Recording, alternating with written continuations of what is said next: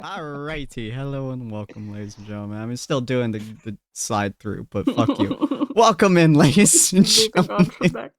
And all of you absolute fucking insanities. Did I not fix your goddamn picture? I don't know. Oh, wait. Hold on. No, you didn't. No, you didn't fix Thorn's I did not picture fix yet. his goddamn Wait, hold motherfucking on. picture. Is it Thorn or Throne? On. Either one. Technically, however you so want you to to pronounce it. I thought it was You Thorin. say that, right? But okay, but I'm looking at the stream and his name on the stream is Throne. Yeah. Yeah. I'm so confused. He literally did it to fuck with you. Be right back. Let's see. This isn't technically character art because I still haven't actually commissioned character art, but it's close enough to the actual thing that it's fine. Don't worry about that. We just put like one of those. We just hold like on. draw That's a little fake mustache. just like a. That's like an adorable like pig. It was very cute. It was very cute. All right, welcome on in, everyone. Welcome on in, Wazzy. Congrats on getting first. You absolute bitch. I missed you. Welcome on in, Azario. Welcome on in, Yvonne. Welcome on in, Ducky. And welcome on in, Sabretooth. It's good to see you as well. Our group just has pictures from somewhere else, especially on except for one. Yeah. All these were made by various different people, unlike Tyrants. God, I don't even know who made all these. So if you guys want to see all my wonderful, lovely players, go check out my players. They're right there. Most of them stream those. They're cool. Stares at Wazzy. Wazzy, please stream more. I need you. I need you. You should also say that to Yvonne. Wazzy's taking a sabbatical. It's fine. I know. Makes me so sad. You should also say that to Yvonne. Well, yeah, I stream with Yvonne. But he doesn't actually stream on his end. Oh, yeah, but I get to see Yvonne every day. I don't get to see Grail very often. Hi, Story. So you should go live. Hi, Story. yeah, Grail, just go live for us or no? I've been muted this whole time. God damn it. Correct. It's only been like 2 minutes. It's fine. I've been talking this whole time. You're pulling an Ortus now. Oh my god. Clearly, you should have come back sooner. But yes. One go live? Yeah. Okay. Yeah. I'll go live. But yes, greetings, dear spirits, and welcome to the Tables of Tartarus, a division of Purgatory Corner, where fate is bound by dice and stories are carved into eternity. I'm your storyteller, Sinspeaks, and today we're going to be continuing the tale of Tyrant's Wrath with Andrus, Ortus, Thorn, Callista, Grail, and Odette. Hi. Hi. Hello. Good to see everyone. Bye. Take your seat at the table, ladies and gentlemen, and let the threads of destiny unravel before you. Every story has a reader, and you should always share your stories. Who wishes to do a recap from like a month ago? Remembers. So from what I remember, we went down further into the god that we were in the bowels of. Yep. Yes, I did that on purpose. We came across some pustule things that were disgusting as fuck. Went down even further. Ortus had this thing pulling at his mind to go further. I and Callie here fucking got like the worst migraines of all time because everything just wanted to hate us. Yeah, we got mentally gut punched. All right, Callie. Yeah, that's what she calls you. That's you. That's you, buddy. Yeah, she calls you Callie.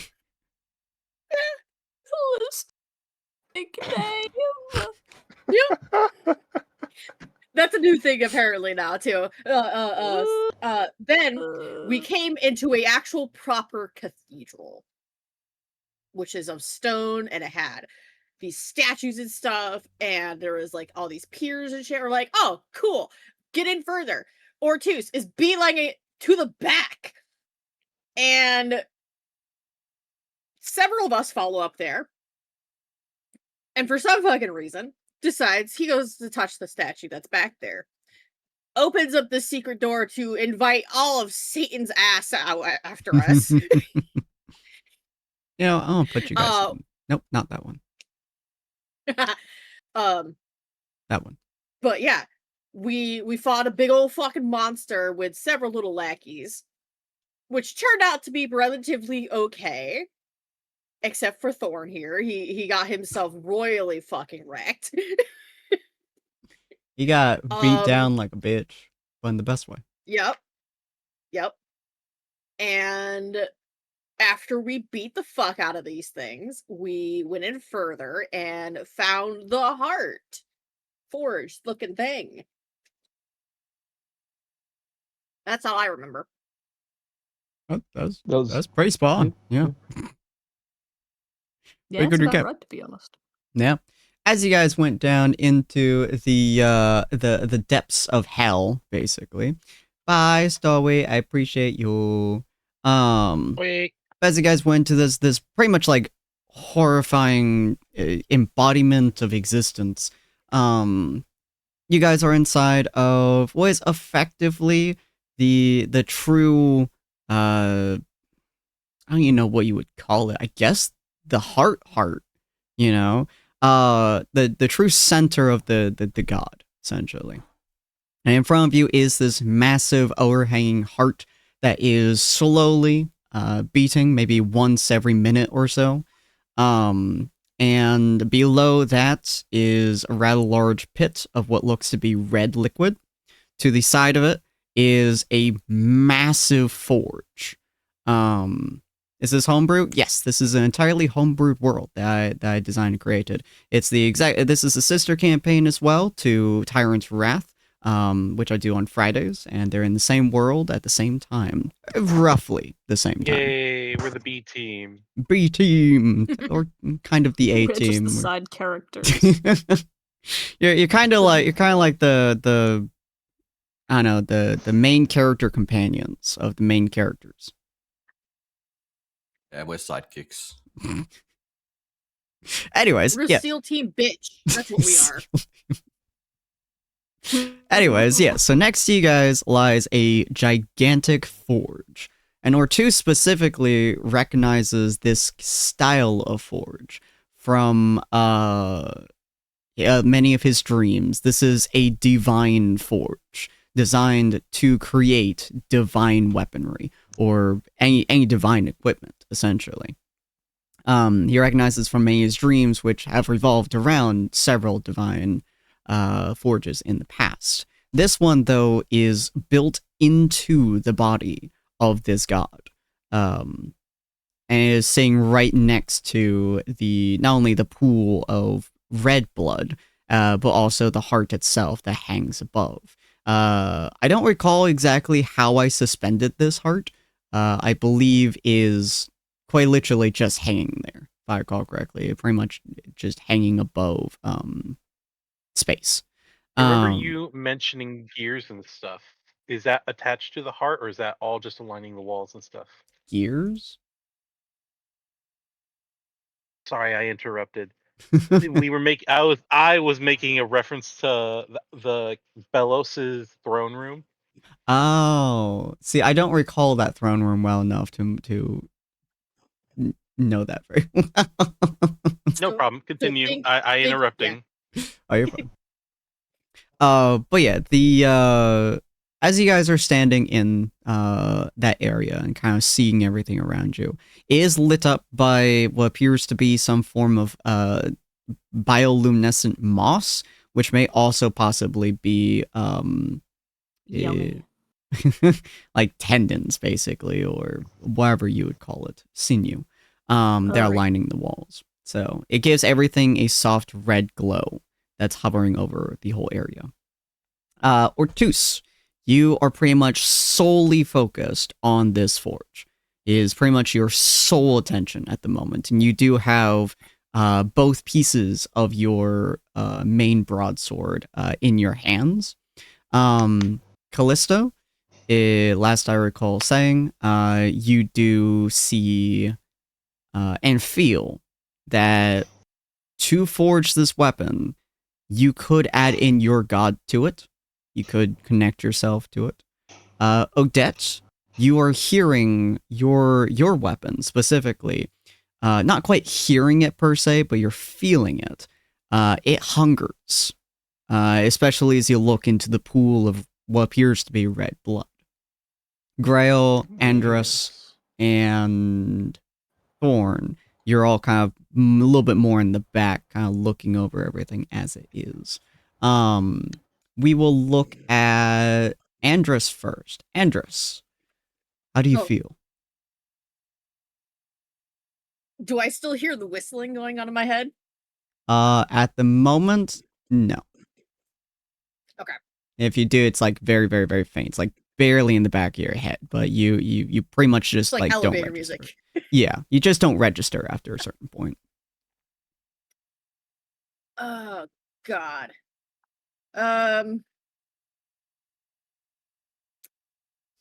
Andreas, I would be looking around at the entire room and trying to get a base understanding of what I am looking at. Because Okay. obviously I could see at least the heart. I can understand that that's the heart, but understanding what's underneath it is probably not what I'm familiar with. Okay. Hold on just one moment. Let's see.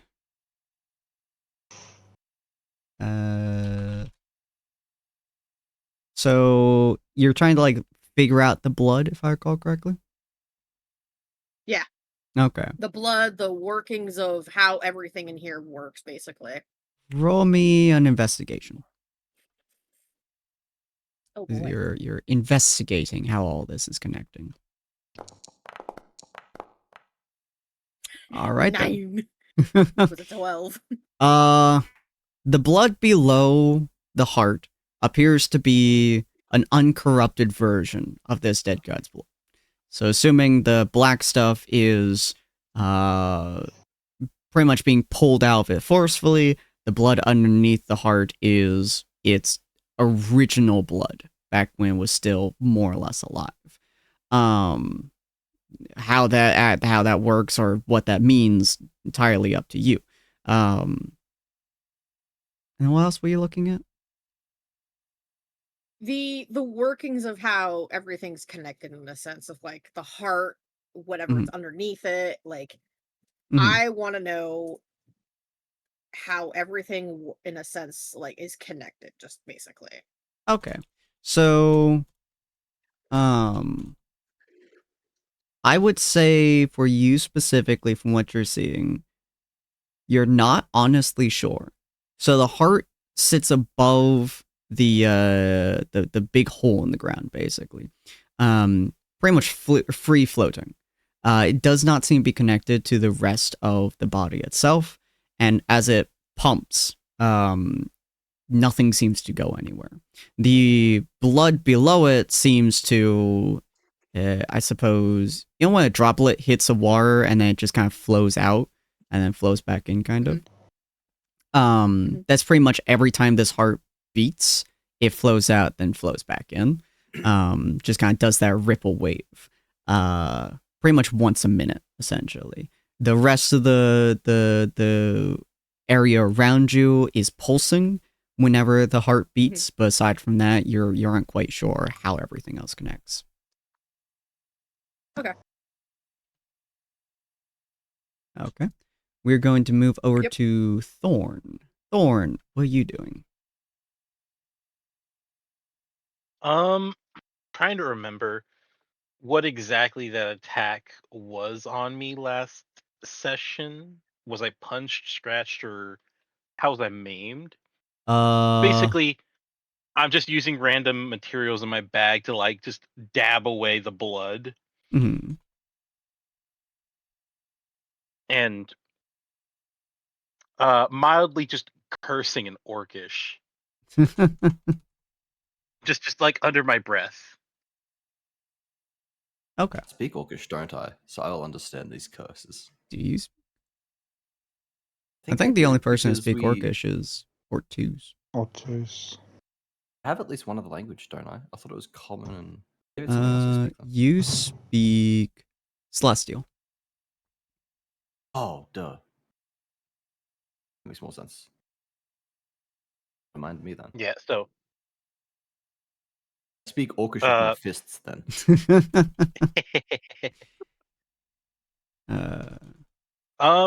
Thorn would kind of like look around the room just in like fascination, seeing the forge and then looking to the heart. trying to devise what to do next. Okay, interesting. All right, Mr. Grail. Yes. What are you doing? Geez, that's a good question. I mean, he was just pretty heavily injured, and I know I've like healed that all off, but I guess I'm still sort of recovering from that in terms of like pain, and I don't know exactly how healing magic works, if it takes time or what exactly the Essentially, variety of the like doses. healing magic in my world, hardcore boosts your base healing.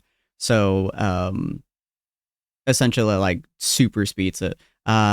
Usually it leaves scars behind if it's a deep enough wound, or other bits like that. So it's more or less instant, but you still get the fatigue, you still get the mental strain, you still get a few other bits and pieces too.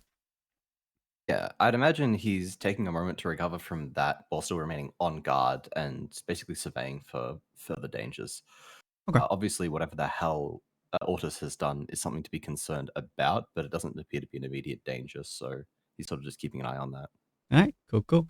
Yeah, Ortis right now is just holding both pieces of his weapon. A weapon which I don't believe any of you have seen to date so far.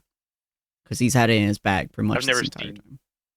No, I don't think I've never I have, seen Orduce until today, anyway. No, that's Right. fair. I only seen it twice today and yesterday. All right, Callisto Grail, this is the only time you've seen Ortiz pull out this weapon ever. Odette. He's pulling a sword out. Odette, Get him! you are feeling a call to the blood. You felt the call multiple times. Obviously, that's your whole swords thing. Is it Yeah. desires to feed, but it's never called out to you before. It's never like actively been a presence. It's just like kind of making or trying to make you do something, but it's more like pushing you. This one's more like, I'm hungry, as you're looking at the blood. There's also like you look at the walls and it's like it's a same kind of feeling, but not quite as strong. But especially the blood directly under the heart, that shit's loud. Odette kind of stares off into the middle distance. Like, her eyes aren't really focused. Because, again, the sword can't, like, it's never spoken to her before in, like, a metaphysical sense. Yeah. But it's almost like she's staring, like, beyond the pale. And there's this moment of, like, no, we're not. I mean, I suppose I have not fed you in some time. This is while she's like standing there, like half covered in blood. Anyway, It's like I have a quick bled someone. question. Odette, what kind of sword is it? Is it like a short sword? So it's currently not here because it only like pops out when she summons it. But you would have seen it in the previous fight. It's a long sword, but it's like it only. If if you were to look at a sword design, obviously there are parts that are built for like defense, right? Like the handguard, the crossguard, the wrapping on the hilt to stop you like injuring your hand or whatever. The sword, when she summoned it, has none of that. It's just a blade and like an unwrapped hilt, like a single piece of sort of glowing metal. Basically, anything that wasn't meant for killing wasn't included in that sword design, but it is a long sword. Very stupid question about it. Please ask. I thought, for some reason I thought it was a rapier, and my instant thought was, if it sips blood, is it like a mosquito then? And it's like one big straw, and it just... That was the question. It is not like a mosquito, no. God damn it. Oh my god. Okay. Now I'm just picturing you having an oversized kitchen knife. French mosquito sword. Ooey. Hey, the sword's name is actually just Proboscis. Just like, yeah, stab your enemy, feed boy. Why is it getting so big? Oh well.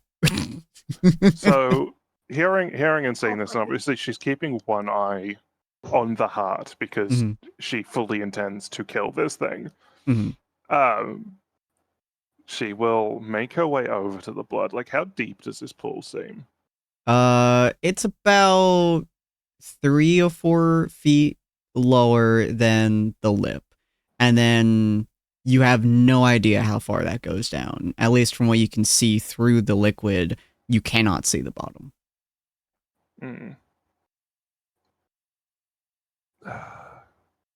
Are you sure that you want to feed on this? It doesn't quite respond. It just constantly has that desire. That makes Oh sense. boy. Let me just how close would you say that I am to Grail? 5-ish feet. Okay, so I do get the is your charisma +3, was he? Yes. Yeah, okay. Let me just That was almost a 1. Okay. That was almost a 1. I was so close to 1. Dear Lord. For a moment, like there is that temptation to just like summon the sword and plunge it into the blood. Mhm. But Odette like glances. I'm already covered. We will deal with this later. All right. She is going to look for a way to get to the heart. The heart is about 15 feet above you, so you could like climb the forge and kind of get to it, but the forge is the only thing in the room which really has a height to it, if that makes sense. Fantastic. I'm going to start making my way towards the forge. Fair enough. All right, Callista. We'll get to Ortus in just one moment, but Callista, you are seeing Ortus holding, both these weapons, or both these parts of the weapon, and you can see, especially in him, a single-minded focus. Right? You can feel in your chest, your heart, your god, beating in your heart, essentially, and you know for a fact that whatever Ortus does to this weapon, you can supply your own god's ability into it as well. Obviously won't do any harm to your god, at least to the best of your knowledge, but you essentially be adding a divine force to whatever weapon it is. You are more than welcome to talk to Ortus if you'd like to in this moment.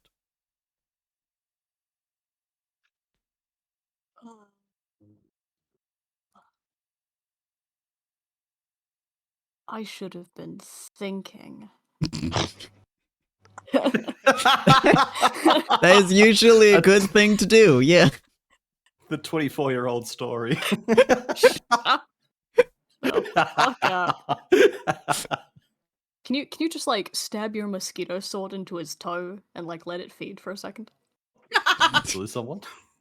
Oh, Ortus has disappeared. Oh, we lost Ortus. That's a problem. Where'd he go? Quick, guys, look for him. I can murder Grail if you so desire. I'm just saying, let the mosquito sword buzz around him. Oh, there he is. He just walked over to the forge. Okay. Oh. Okay. Ortus just disappeared and reappeared in front of all of them. He was I don't know reloading what the happened save there. file. The ping in the center of this dungeon is really bad. Typical new content, server instabilities, SMH. All right. Cosmetic store works fine. Okay.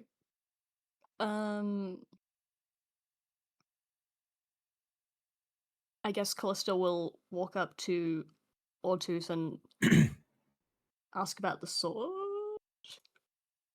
The broken one? Does this broken sword have a name? What's this one to you?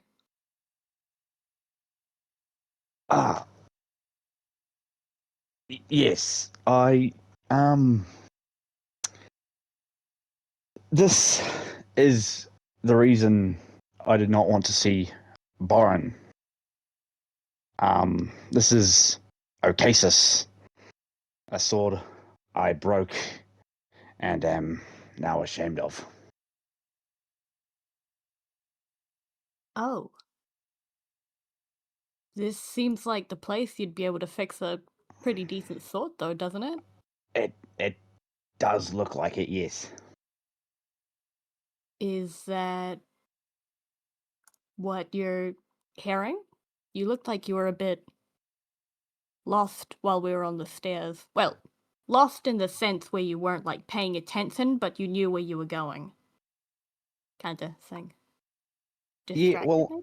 I'm assuming this is what I was destined to find.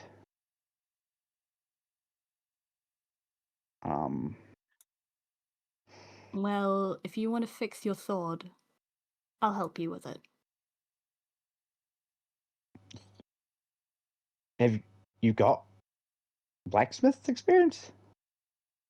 Well, no, but this is, like, god nonsense, and I'm a cleric. God nonsense is, like, my domain. Right. Okay, well, yeah. I suppose. Yeah. Okay, now how do we fix a sword? You're the blacksmith. Yeah, well, I've never really used something of this magnitude before. I suppose we'll figure it out, eh? We're great at this. All right. Ortus is gonna walk up to the forge and just have a gander. Okay. So, as you walk up to the forge, it is a staggering feeling. It is quite literally a divine presence. Now, Callista has felt this on multiple occasions at this point. You have not. The closest you've ever gotten is your sword that you're holding, and even that never felt truly divine. It always felt like, a weapon gifted to you by your mentor. Whatever other properties it may or not have had, have always just been kind of under the surface. But as you walk up to this forge, it is a feeling of, I don't even know what the term would be.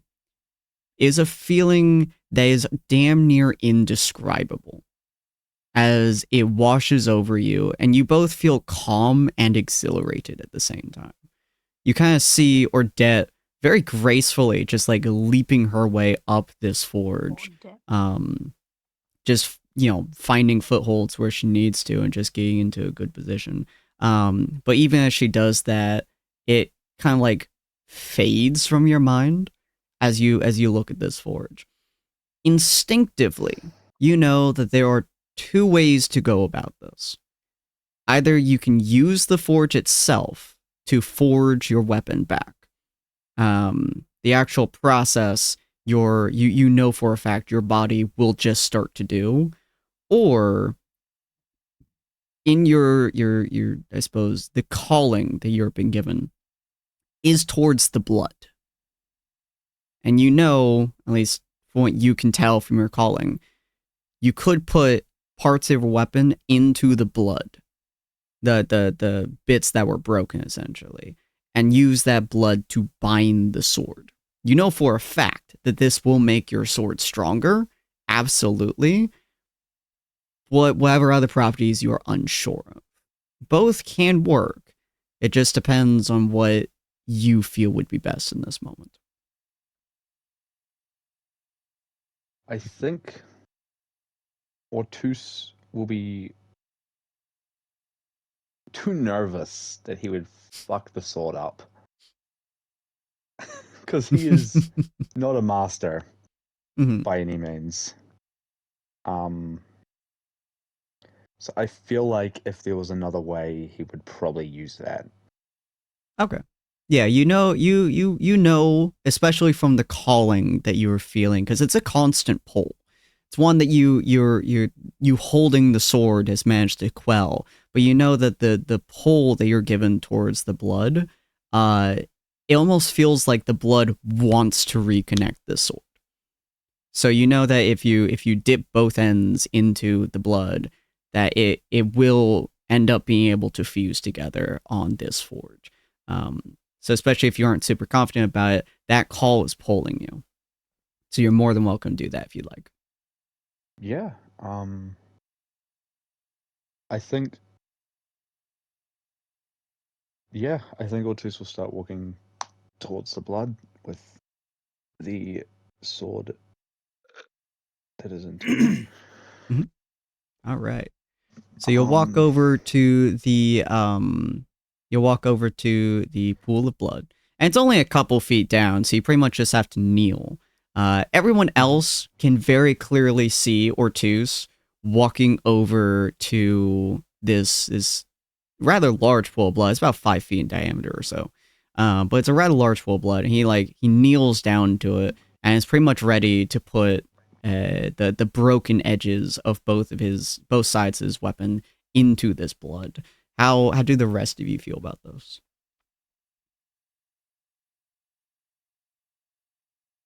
Well, Grail obviously is not the fondest of the gods.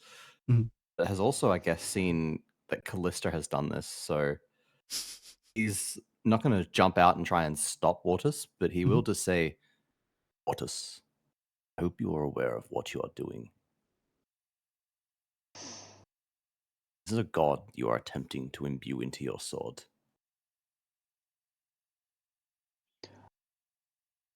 I know this weapon like the back of my hands, and I know for a fact that I shall not do any. Well, I will be doing harm with it, but harm against nice people.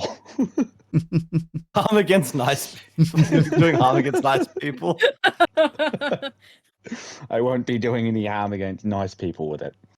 Trust me, I think this is the best option.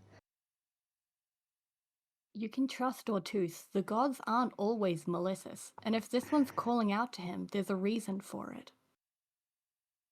My concern is not that the gods are malicious, that they should not have sway over mortal lives at all. You highlighted it well in your statement just now. Won't do harm to nice people. You are defining what nice is. The definition of nice will vary compared to the next person. Gods themselves have ideals. While they may not seek to do evil, they are going to enforce those ideals on people. Do you think kings are nice? I was gonna say. Do I need to answer that? This may very well help in our future to take down some kings. Take down kings and replace them with what? Even greater, more difficult to disperse power. Well, supposedly you.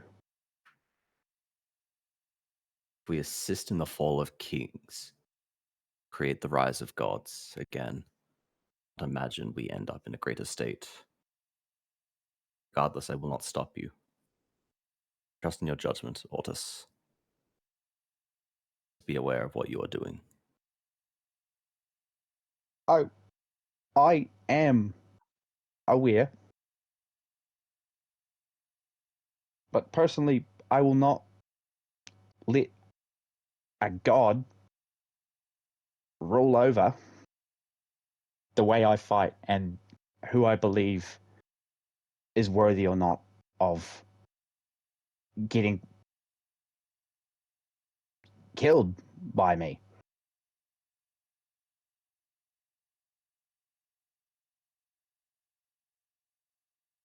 Cannot oppose you. It would be hypocritical if I, as an Asimar, you yourself as an Asimar, say that the gods should not have any power in combat at all.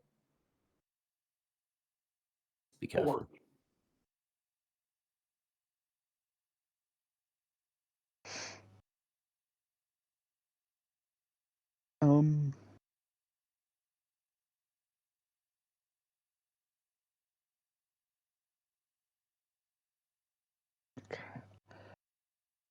I get where you're coming from, mate, but I am going to do this. As I said, don't have to justify yourself to me. Would be a hypocrite if I said not to. Just ask that you do so with caution.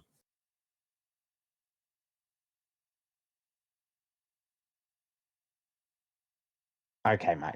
I respect that. I'll be careful.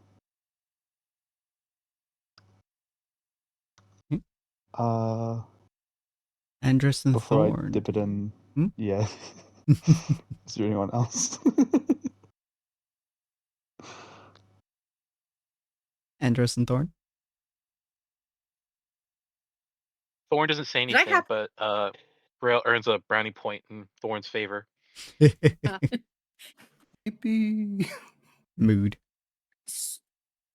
Does Andrea see do I see Odette moving? Oh yeah. Yeah. No, I severely doubt Odette is being in Making any my way, way shape, or form uptown, stealthy. moving fast, faces past, I'm homebound. Yeah, Odette is not being stealthy at all. Ah, perfect. Okay. Do I see where Odette is beelining it too? 100%. Absolutely. Fun, great.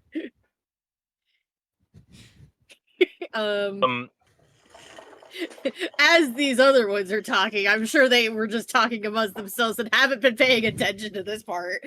I'm just gonna point it out to them, be like, I don't think she's understanding your idea of whatever the fuck you guys were discussing. I don't think she's on the same page. Oh, that's in a different book. Yep. All right. That is making her way up. No. Sorry, I interrupt. No, you're fine. I just finished my sentence. So. What's up? You mentioned earlier that there's blood around, right? Yes, there is black blood that is kind of oozing out of the walls of this chamber. You guys also are feeling a rumble that is going through the area, but it has not been has not gone to extreme purposes yet. My bad, I'm hungry. I will also say that the heart is radiating heat, which seems to be fueling the forge. Not surprised. It's a muscle. It's moving. So it's going to produce heat as it moves. Yeah. But yeah, there is blood all around the walls, kind of seeping out of the floor to a degree, but it's all staying away from the center. The center is like slightly hilled, so none of the blood can really get in there.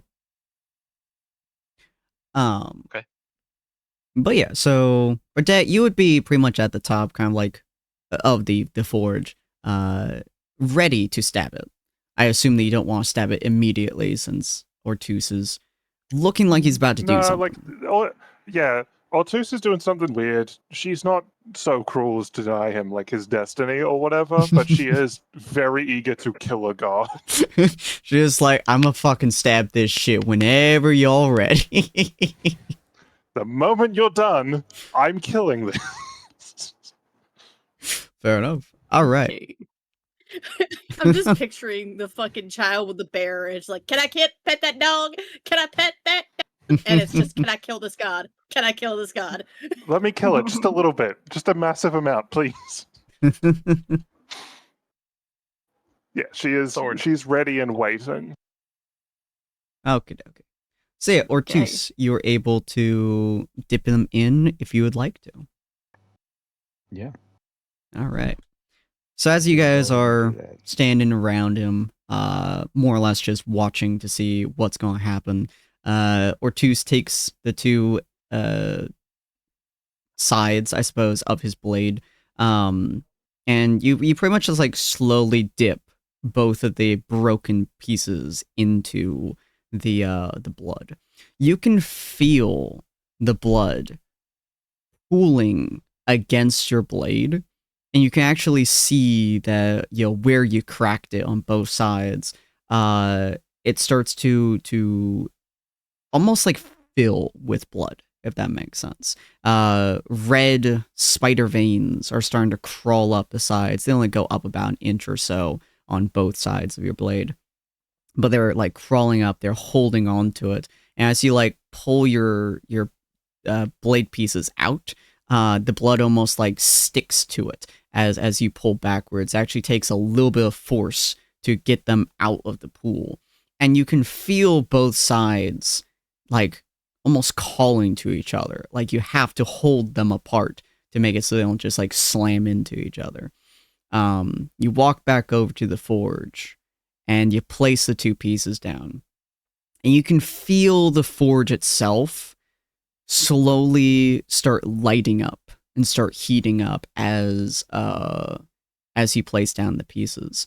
The bellows to the sides of it, which are fused to the chamber's walls, they start to pump, and the forge itself starts to grow hotter and hotter. This feels very similar to Boren's forge's heat. It instantly like boosts the temperature up a hell of a lot, and you are sweating now. Everyone around you, you're sweating buckets, especially folks like Callista, who's wearing like a shit ton of clothes, and Odette. You are now like sweating. I was gonna say, can Callista just like cast a little gust of wind and give us all like a refreshing little breeze in the background? Yeah, just a gentle wind over you guys. But the temperature in this room has dramatically increased, and you guys can see the heart next to you start to beat faster and faster. It's now 5-6 times a minute. So it dramatically increased its speed.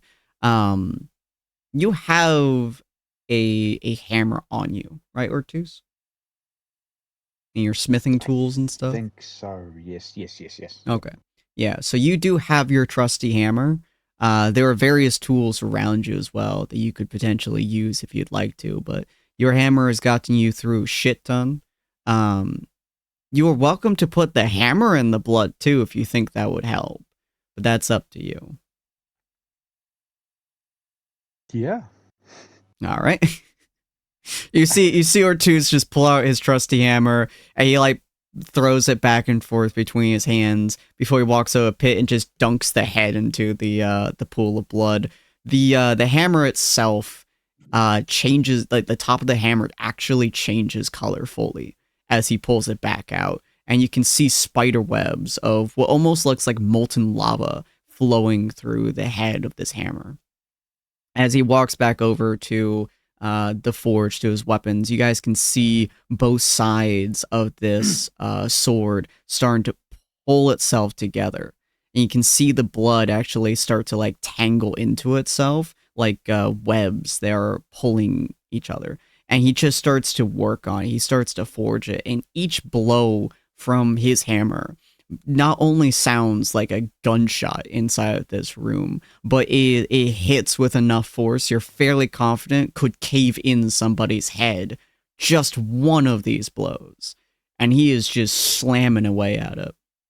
Callista, you hear your god in your head. Not quite hearing, but you guys know what I mean.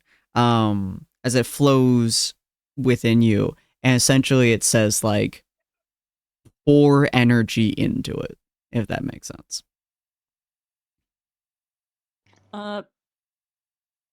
Alrighty, okay. Callista doesn't second guess that. She just waltzes straight up. All right. One thing I'd like to say is you can probably see a tear or two running down Ortuz's face as he's mending the sword he thought had broken his, well, it had ruined his life when he broke it. So. Aww. I was gonna say that Callista didn't want to put her hands like near the anvil, so she was gonna put her hand on Ortuz's shoulder. But now it's like comforting him as well as pouring her energy into Ortuz to use.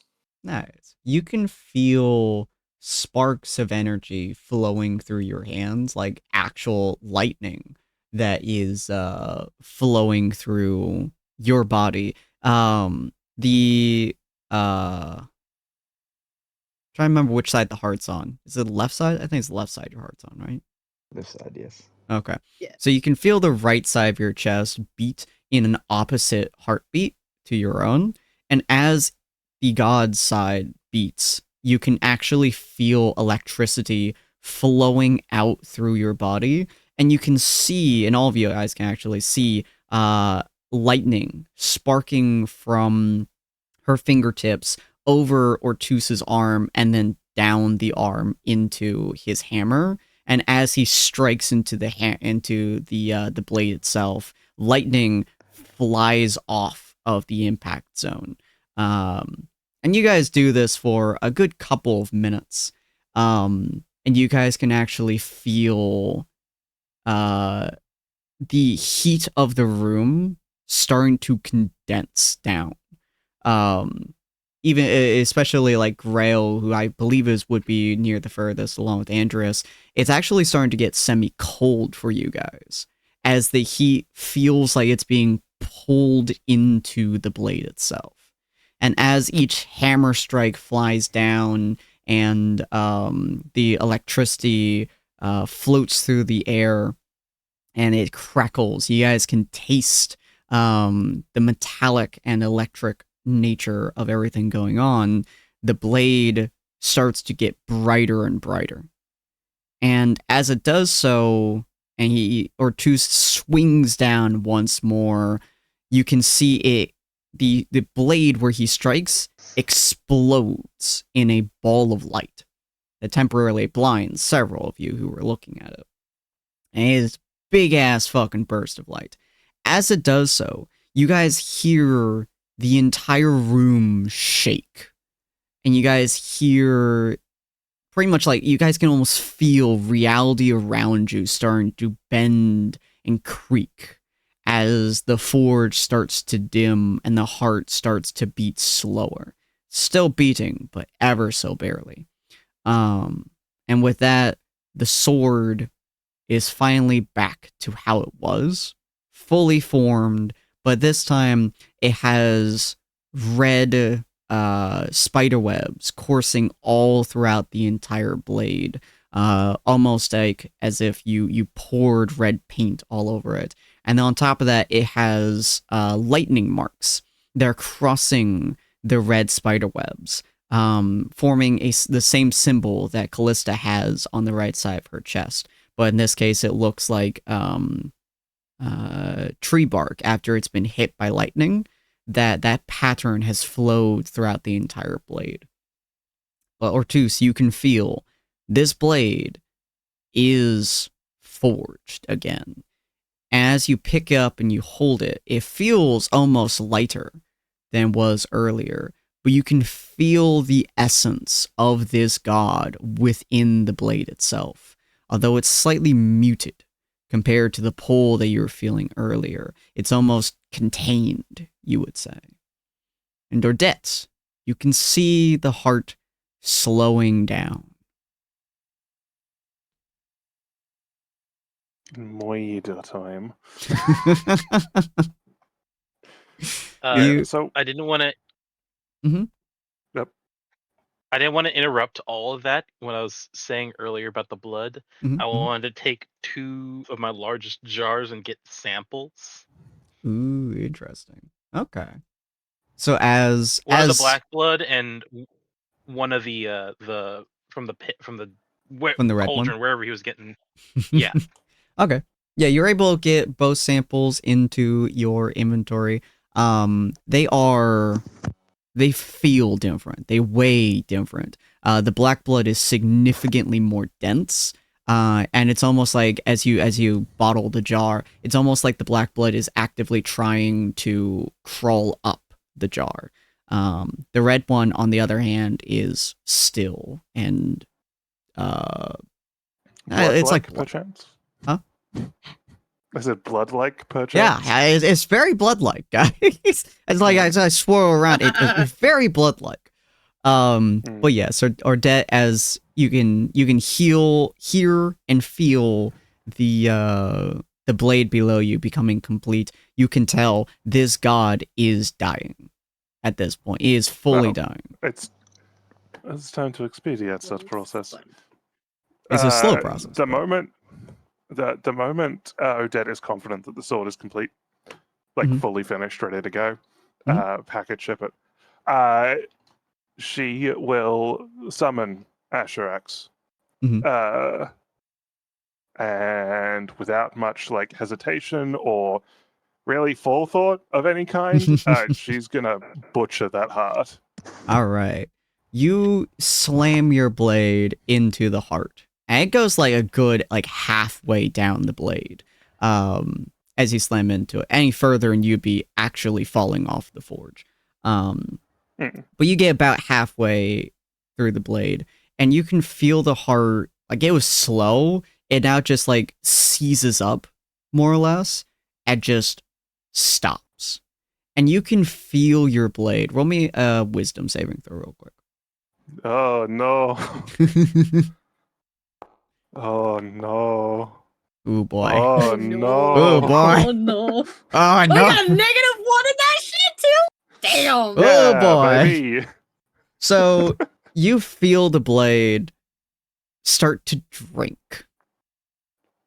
And it starts to drink like it has never been fed before. It drinks so fast and so hard, you can actually see the heart start to shrivel a little bit. As like the heart kind of condenses slightly. And you can actually see the red flowing through the blade. You are unable or possibly unwilling to pull it out of the heart at this moment, and you can hear the blade itself both unbelievably overjoyed by this, but there's also a second feeling to it, a second, like, I suppose the best way to describe it would be a second voice alongside the blood, as it is drinking heavily. The entire room begins to shake and it begins to rumble. It starts to twist around you guys as if the room itself is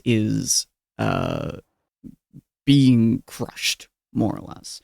Around you guys, you can actually see the black blood start to turn to a stone-like substance, the color of bone. And you guys can see at the back of the room, the wall start to like open up, basically, and rip itself apart, exposing a new pathway. As the previous pathway, I suppose condenses is the best word to use. The wall itself starts to shrink and press itself together. Andrus, specifically, you have to start moving forwards as the wall behind you starts to actually, like, condense itself forwards. You guys can tell this room's about to get fucked up and very bad. And Odette's not pulling out the sword. Not at the moment, no. Guys, the back atrium is beginning to squeeze. Oh shit! Out now. Grail is going to. Is there anyone nearby? Like anyone like right next to Grail? Right next to Grail would be Andros. You'd also see Odette, kind of like, I would say Odette, you at the moment have like 1,000-yard stare. Is that about right? Odette's not all there at the moment. Yeah. I will grab Andreas. This is good. The Twinkiest character is just right there to grab. I'm gonna like grab Andreas and just start sprinting out. Okay. Shit. I was gonna say, Question. Callista, can Callista right quick use command on Odette? The command being run. Because if she's not all there, and I think your wisdom was pretty bad. Shut up. Nah. Yeah, you're Hold on a welcome second, to use it. Before either of you, Uh-huh. before To either of command you or roll, okay, right. Mm-hmm. can I see if I have a thing to give one of you? Why is Discord being a bug? Sure, but quickly. Discord's not loading. It says Oh, Discord's Yeah, Discord's being a down. butt. Discord's having Yeah. some troubles earlier. Discord crapped itself. What the hell? Just a little bit. What are you looking for? I will ask the Rose. Will you allow me to command you, or will I have to roll for it? I think it'll have to be a roll. Yeah. Okay. Which I think I just is wanted to ask okay. that in case Yes. you were like, no, Odette needs to do this for lore I reasons. think like or something. I think Odette does need to do this, but I'm still willing for it to be a roll because technically speaking, there's not there is a workaround for the run command that doesn't Mhm. that she can like override it basically. You'll see if I fail to check. It's a wisdom save, yeah? Yes. Yeah, but are we waiting for Thorn first? Oh, of course. Yeah. Actually, oh wait, no, this is Odette. Yes. I'm gonna save this. Never mind. I apologize. Okay. Okay. No, Alright. you're all right. Just wanted to make sure everyone's heard Oh, first. That's a 0. That's a straight up 0. Fucking. That's a 0. Yeah. So okay. the command goes through. Odette will start running in place. Damn, I should have said like flee or something. Yeah, run. He has Odette. hard-coded rules on what you got to do. Yeah. Wait a you second. start Is Odette smart enough to think outside the box like this? She Argument. is stupid as fuck, but at the moment, her like major focus is what's happening with the sword. Mhm. So I think in that case, her like she is to a degree cunning. Like for what it's worth, she has outsmarted this sword in the past. So I think in the moment, she's probably smart enough to like not immediately abandon the heart, as it were. I feel like being stupid would be more reason to just run on the place. Yeah. On There's spot. that So- too as well. Yeah, so essentially as Callista, you shout at her run. She does run. She runs straight forwards and actually fully plants the sword all the way to the hilt into the heart. Fuck. And she's actively hanging off the sword now. Oh my goodness. She's off the great. forge and hanging off of the sword. That As a quick question, how far has Grill fucking taken Andreas? I would say a couple feet at this point, because it's all happening within a couple of seconds. But yeah. So Odette is about 15 feet above you guys, as her sword is drinking happily. She's actively impaled it all the way to the hilt, and kind of just holding on to it, which for her is not a difficult feature. My question would be: is that particular sword I know is made of metal, right? Technically, yeah. I would like to cast heat metal on the sword and make her fucking let go of it.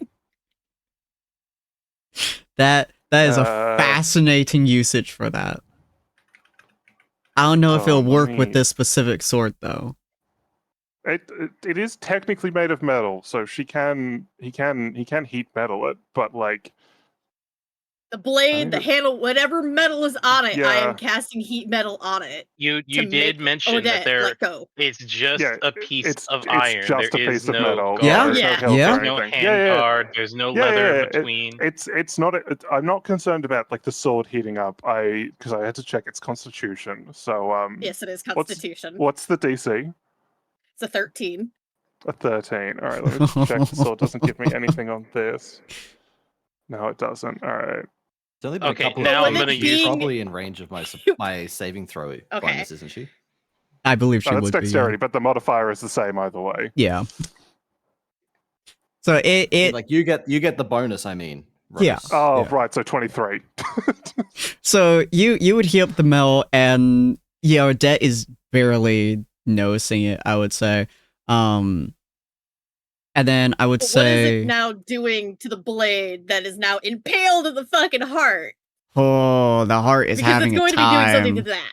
That heart is having a time. It's already it's practically a dead heart at this point too. Yeah. But I take damage from this, right? You do take damage. It's 2d8. Jesus. That's fine. So I will say at this exact moment, that was Andrus, that was Callista, or Toos. Are you running? What are you doing? I'm assuming at the moment he's probably holding the sword and just kind of admiring the fact that it's back to him. I love the idea and that he's basically stun-locked, just appreciating his weapon as the world behind him is collapsing, basically. I love that. I did good on this. The craftsmanship, so good. Beautiful. Really quick, can I roll the damage? Because even if Odette has not released it, Odette, you also now have disadvantage on attack rolls and checks until That's your fucking next turn. hilarious. So let me roll the 2d8 damage for this. Oh, that's not bad. So you take 6 points of damage if fired. She succeeded on the saving throw, so I believe she only takes half. Right. So you start. No. It's the saving I still throw take is the full to throw damage. or drop the object. It is okay. Drop it. I always thought we moved half damage. Nope. If that's so, it's the Constitution to be able to keep holding the weapon. That is the only thing for it. Heat metal does damage regardless. It's not a saving throw for that. It's whether or not you let go of the metal thing. Makes sense. But now she's still holding the weapon. She has disadvantage on attack rolls and ability checks until the next turn, or to the start or the next turn. Fair enough. Okay. So Ortus is standing there, kind of holding his weapon. Grail is running with Andrus, and you guys are pretty much at the door at this point. Odette is for the moment kind of, I suppose, frozen. Frozen. I'll be back in 1 second, sorry. No worries. So Thorn, what are you doing at the moment?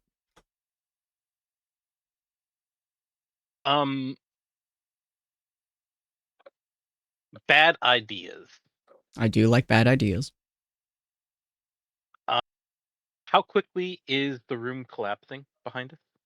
Relatively quickly. It's not super fast collapse.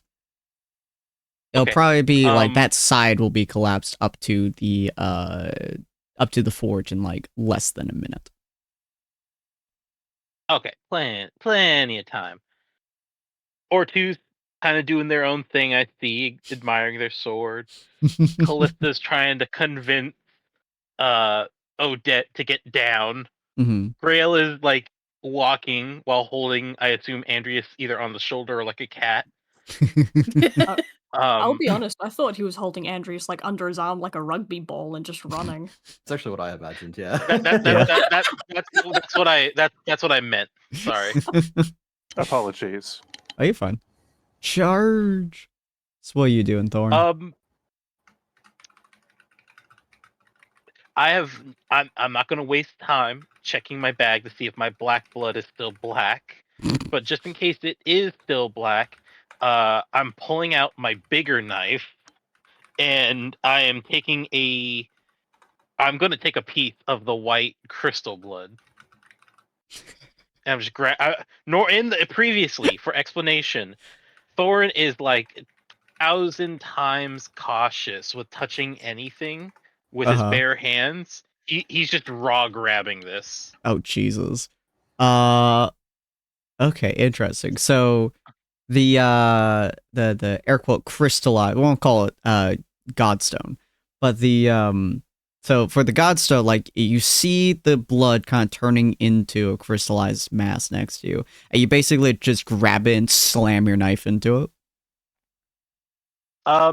Break me off a piece of that Kit Kat bar. Pretty much. Pretty much. Fair enough. All right, so like, yeah, no time to be cautious or gentle. Stab. All right, so you slam off a bit of that. I'm assuming you like pocket it or put it in a bag or something like that. Because I haven't had a chance to examine it, I'm gonna put it in a different pocket because I don't want to cross-contaminate things. Mood. All right, so you managed to do that. The wall next to you starts like crush itself around some of this godstone. As you're backpedaling basically. And it's absolutely just like crushing the bits in front of you. All right. We're going to go up the round again. We're going to look at Odette. Give me another wisdom saving throw if you'd like.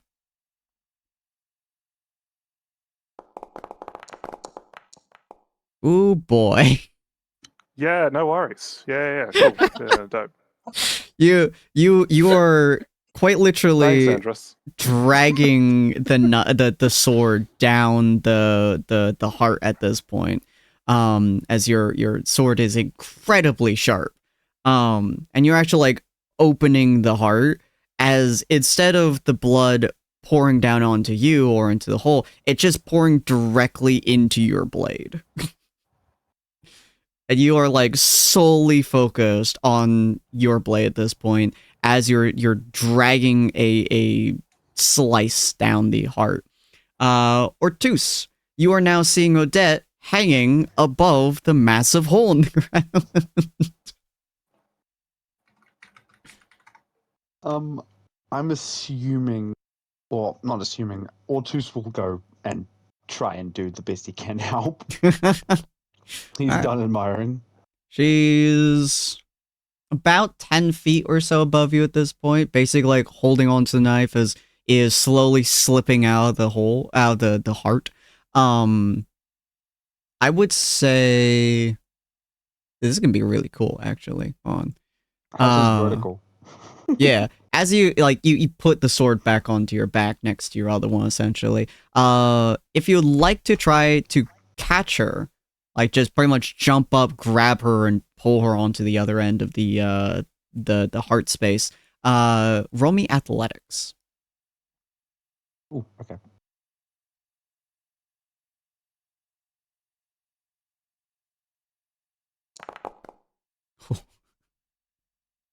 All right. With the 15, it's a rough landing. It's a very rough landing. But you're able to you essentially like take a running.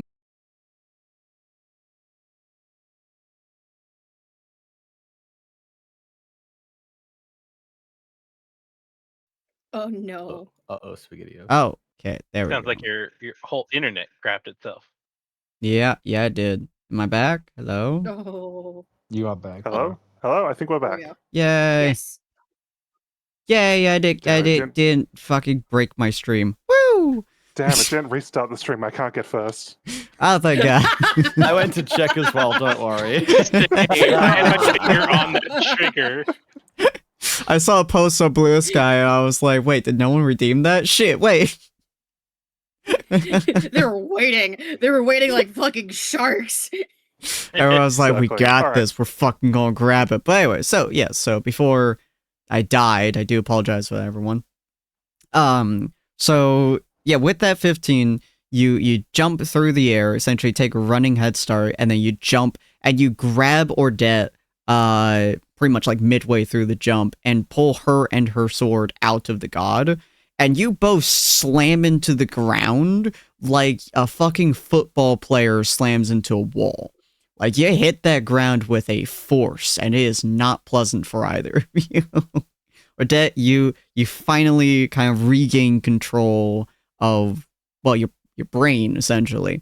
And you can see the sword is, for lack of a better term, very satisfied with the amount of blood it has drunk now. And you can actually see the heart is like 3 sizes smaller than it was earlier. Damn, Oh yeah, and the other side of the room is now collapsing. Yeah, but is it dead though? Oh yeah, yeah. No, it's dead. It's Odette, dead. Very pleased with herself. Odette will like kind of glance at Shirax with like disdain before banishing it, and then stand up and dust herself off. Ah, well, that was exhilarating.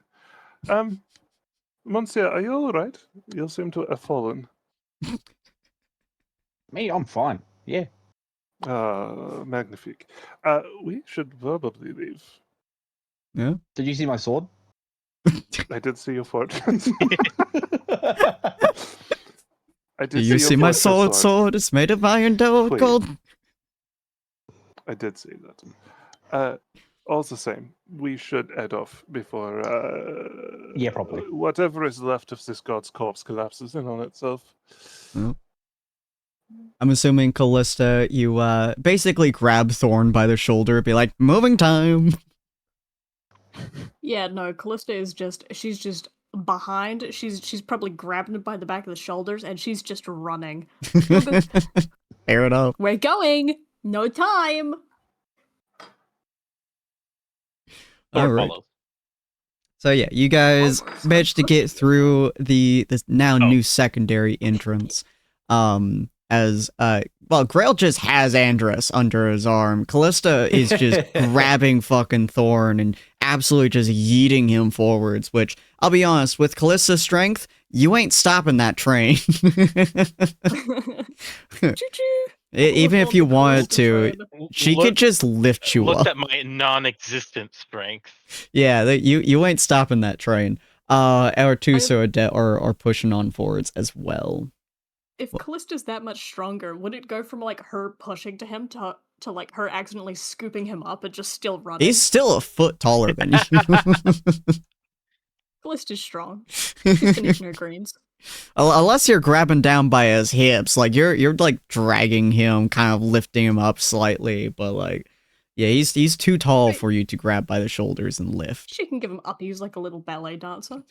I'm sorry, Thorn. I hope you have a grabbable waist.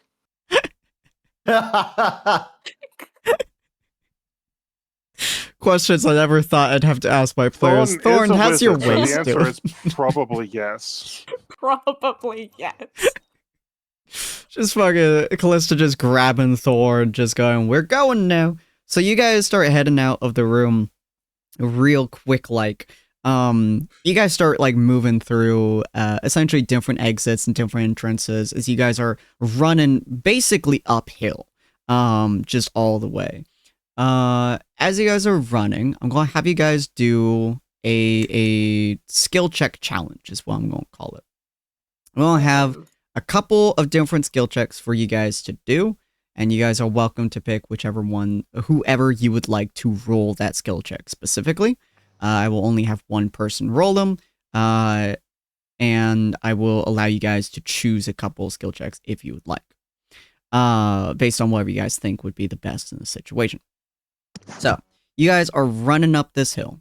The first thing I want you guys to do, Callista, Ortuz, Grail, and Odette, roll me a Constitution saving throw. We'll just add the +3 after the fact. So just roll me a flat Constitution saving throw. Flat con roll. Okay. You. Oh. Oof. Oh, that's private, Rev. Private. Yeah, you have to click the world icon above the thing. And I think you can right-click that message and make it public, question mark. What? The world? Yeah, so above, at the very bottom, okay, yes, yeah. I think you can right-click that message, and there should be make public, question mark. Reveal to everyone. There you go. Thank you. And then, sorry about that. You're good. Ortuz and Grail. Flat Constitution saving throw. Okay. I believe Grail automatically adds for you, but let's see. Oh no. It does not. Okay. My 3 is 8. Sweet. Yeah. I think 8 matters. So 27, 8, and 26. Is a good thing that Ortuz is behind, or not behind, sorry, is next to Callista, and Odette is next to Grail. So both of you two can see Grail is starting to falter a little bit. The many attacks that he's taken throughout not only today, but yesterday as well, considering he had a full-on fisticuffs fight with an orc. Apparently is heavily weighing on him at this point, as he is actually dragging his feet holding Andros. Callista is holding an entire person, practically above their head.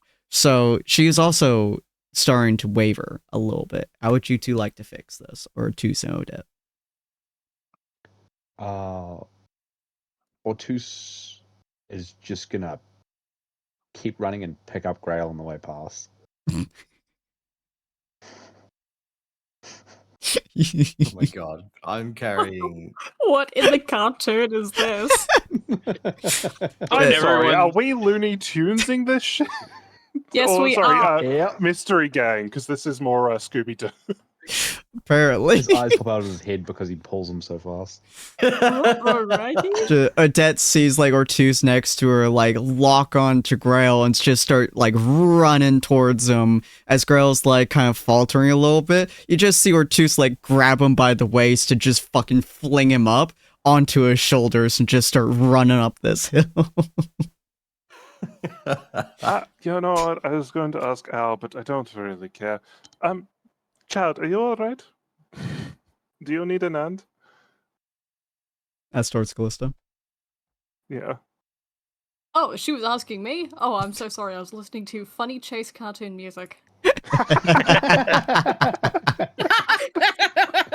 Sorry. Just hearing running up What that did you hill. say? and- I'm so sorry. She asked if you need a hand. No, I've got this. I just didn't think scooping him up would break my momentum so bad. Not that you're That- heavy. I mean, you could put me back down. That would be pleasurable for me. Okay, and Clifton just like deploys him.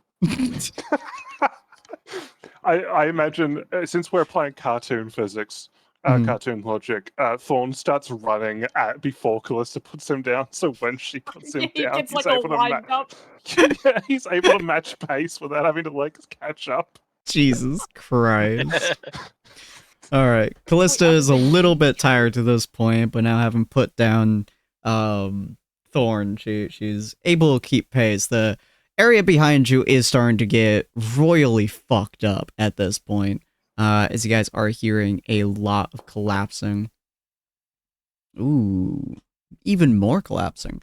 You guys are also now hearing a massive rush of liquid behind you as well. Now, I will have one person roll me either a perception check or an athletics check. I I can roll mean, I'm athletics. pretty perceptive. I've got a +6, I think. Got a +8 in athletics. Okay. Okay, show off. Athletics? What's that? Something we don't know about. Do Yeah, you want me to roll? Do you guys want Ortus to roll athletics? I mean, I'm I fine mean, with it. it's probably it's the best result, Yeah, right? probably the best result. Yeah, Go, until I big roll boy, a 1. go. Watch this. Why would you put that in the universe? That's still 17, I suppose. It's very close to a 1. But yeah, so as you guys are running up this hill, and Ortus just has fucking 2 people practically on his shoulders, Ortus is jumping over these gaps. Like there are now gaps being formed into the ground underneath you, massive ones, like ginormous potholes essentially. Ortus is just casually skipping over. Every now and again he'll slam Grail into the ceiling, but you're able to dodge every now and again.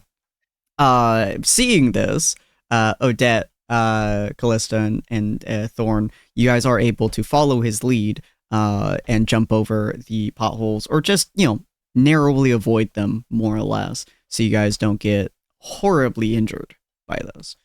I will have someone roll me either a perception or investigation as well. Anyone have good investigation, or are we I got a- sticking... I have do you pretty decent investigation. I got a +3 Uh, investigation. What's your +2 investigation? Because if not, then we can go by +6 perception. I have a +7. Okay, you go for it, bud. Yeah, go. Can I cast guidance on him? At this moment, no. Damn it, okay.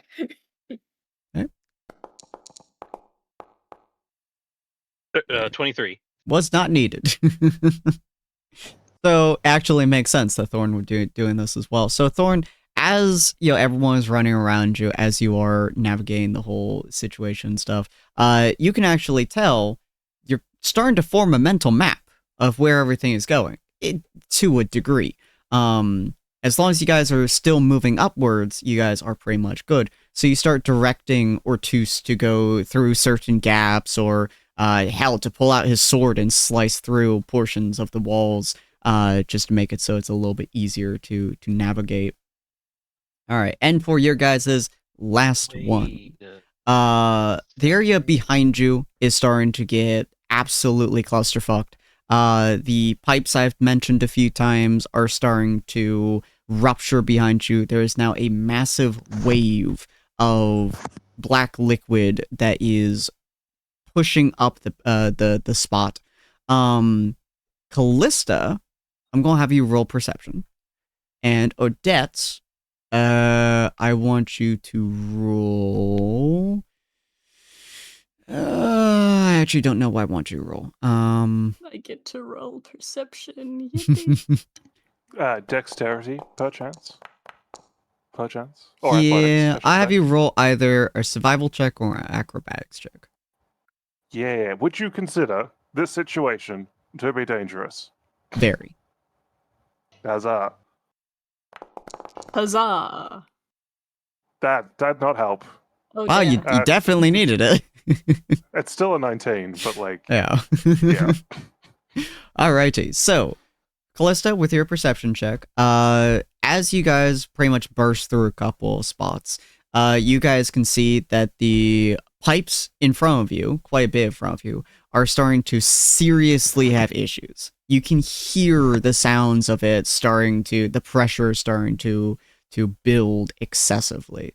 Odette, with Callista's information that almost certainly she just gave you, you can choose to do a couple things if you wish to.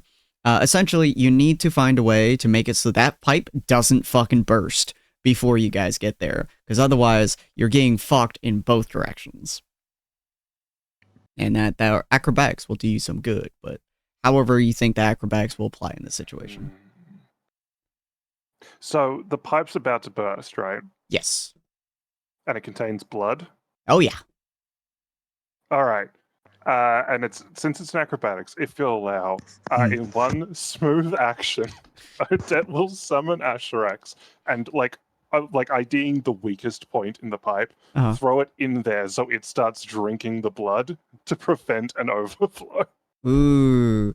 Oh, I never Don't thought you about fuck how me the on two this. bloods will interact. Oh no! Oh shit! Okay. Ooh. Oh no. Ooh. In fact, depending on where the pipe is, if there's a spot behind us that it could conceivably drain from as well, she'll throw it there instead so that it doesn't risk like still exploding goop everywhere in front of us. Because as long as she needs, all she needs to do is relieve the pressure. Yeah. Then IDing a spot behind her would probably be best. Ooh, interesting. Okay. I'm not to get that think thunk, because that mixture is not good mixture. Yeah, but it's mixing in the sword, which is behind us, so it's fine. Yeah. Sword can be a tummy ache survivor. It says. You'll be fine. Okay. But yes, you do successfully manage to essentially just like slam it into the pipe as it starts drinking. You don't know how it feels about this. You whatever connection that you're currently having with your sword, it's having a time having the two bloods now inside of it, and you don't know if it's a good or a bad thing. As grow up, you piece of shit. weirdly enough, you stop hearing the sword for a moment. Oh, that's not good. and yeah, as you guys are running past, the wave behind you floods over the sword, and you just kind of stop hearing it. Pretty much completely. I'll summon it back later, and we'll have a conversation. Right now, I need to survive.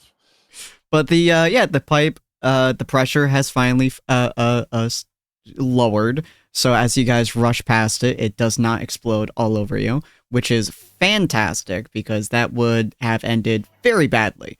The from what you guys can tell from the blood that is next to you guys, it's corrosive is a very good descriptor for it. But you guys can tell that you guys are almost at the end, because the hill is starting to even out just a little bit. As you guys do so, you guys can see about 60, 70 feet in front of you is another stone path, which if you guys recall, or sorry, stone wall, which if you guys recall was where you guys had entered from the sewers. However, this one does not have a crack in it. So it's... Yeah, fuck that Not shit, yet. fireball. Firebolt. I am breaking that bitch open. All right. 120 feet. Seeing it, Are we just shooting. gonna tell Ortus to drop his shoulder, the one with Grail on it, and just charge? Just angles Nope. Grail directly into it like a battering ram. The armor will provide. Alright, so Andros is prepping a firebolt. What do you guys say to each other? You can all see this pretty fortified stone stone wall in front of you. Oh my god, is there anything we could do? Many of you guys have spells, several of you guys have more constitution than God. There's a couple of things you guys could do. I mean, yeah, if nothing else, Odette's gonna sprint like dead at the wall and just like rage and power through.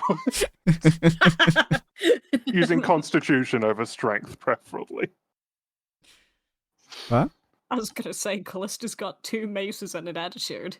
If that helps. Yeah. Ortus would like to use his new sword. Or his Can repaired you sword. draw the sword while you're dual wielding people on your shoulders? I don't. True. Good question. True that. Andreas's goal is to weaken the wall at least. That's my goal. Yeah. Alright, so yeah, Ortus, you're still holding Grail. Are you saying anything to Grail? Grail, you're a little bit dizzy. Yeah, From, I would be surprised if Grail hadn't said anything to me. Grail, you're a little bit dizzy because you've been you've hit the ceiling several times at this point on Ortus's shoulders. On top of all the other damage you've gotten. Run on my own at least. Like I can do that now. Yeah, yeah. Grail's being Princess Carrie. Just look down Ortus, just be like, put me down. I don't need this in the first place. Alright. Hey, Ortus, you're welcome to put down Grail if you'd like, or you could just bear hug him, I guess. Grapple him. I think he will probably put him down now. Alright. As you guys are... There's no immediate danger, right? There's a massive wave of There is a huge possibly amount of immediate danger. massive wave of most likely heavily corrosive acid blood We have flowing never behind been in you. more danger. No immediate danger. We have never been in more danger. It's a tsunami behind you, but no, you guys are fine. It's like a shark attack. If you just like throw yourself at it, you'll probably be okay. If you just look at the shark's winning smile, then it becomes less threatening. Question. Material around us. I know we're in a god, but what is the material around us? Right now it's like a flesh-like material, and about 30 feet in front of you, it's moving into a stone-like material. And then the wall itself is stone. Flesh and stone. And the area ahead, okay, turns to stone. I mean, if they're gonna run, I'll let them run. I'm devising my own plan to assist. Fair enough. Grail, what are your plans now that you're on your own 2 feet? Are you still holding Andros, or? assume I'm still holding Andreas and still just running. Whose hands are now having a bit of a fire and get ready to fucking shoot this bolt at it. See Andres just like one leg around your waist and like centering themselves as they're like staring ahead, fusing fire in between their palms.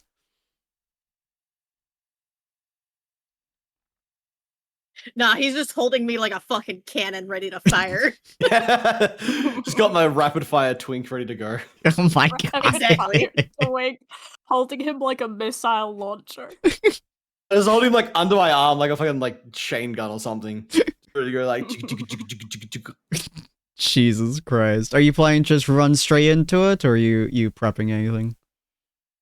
I mean, like I'm gonna stand. Like as soon as I see him start prepping, I'm gonna stand back. Okay.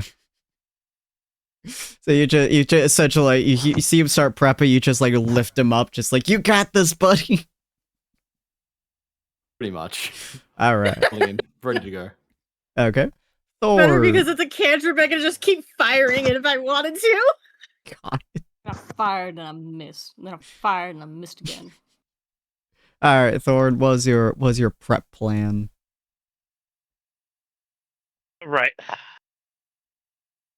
Fuck, I didn't finish prepping it because I can't do what I want to do and I don't have any resources on my person.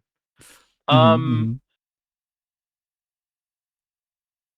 you need a little more time, yeah, someone else can go ahead of me. Okay. Yep, go ahead. Question: could I channel divinity while I'm running? Yes. Okay. Callista would like to.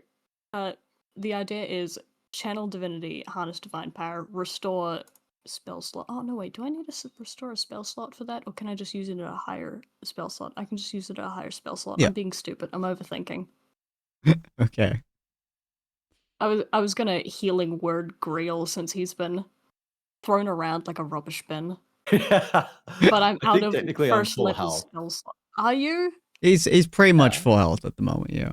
Oh, made it seem like he was at low health. Oh no, he's just had the shit kicked out of him multiple times in the last day. Yeah, I healed myself, but does anyone have a large container?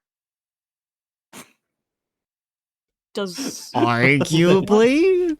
If you think about it, the Hold human on. body is a large container. Yeah, I was gonna say. Well, something that we won't miss after a few seconds. Don't you have like several jars on you? Do we not have the cursed yes, helmet? I do have jars, but I don't think they'll be big enough. Yeah, that cursed helmet that gave us like flashbacks that weren't ours. Would that work? I don't think they'll be. That? I don't think they'll be big enough to hold a 10-foot square of grease. Oh my god! What? Are you fucking excuse me? Fire to explode the wall? That's one way to use fireball. Okay. Don't think we could hold a 10-foot square of grease unless we could use control water on the grease. Water is not grease. Is not. I would water. not count water as grease. No. I was gonna say. They famously do not mix. Listen, it's a liquid. That's what my brain was thinking. I'm just. There are many liquids in this room, and water is only one of them. Most of it's blood. We don't talk about the yellow puddle on the floor that we ran past. Fair enough. Alright, so, Andres is preparing to fire their laser of multiple firebolts. Odette is gonna shoulder check the fuck out of this thing, and just straight constitution her way through it. Grail is gonna hold Andros so that Andros, is able to hit this wall with some level of efficiency. Thorn is debating on throwing a grease box at it. Or Juice, what are you planning to do?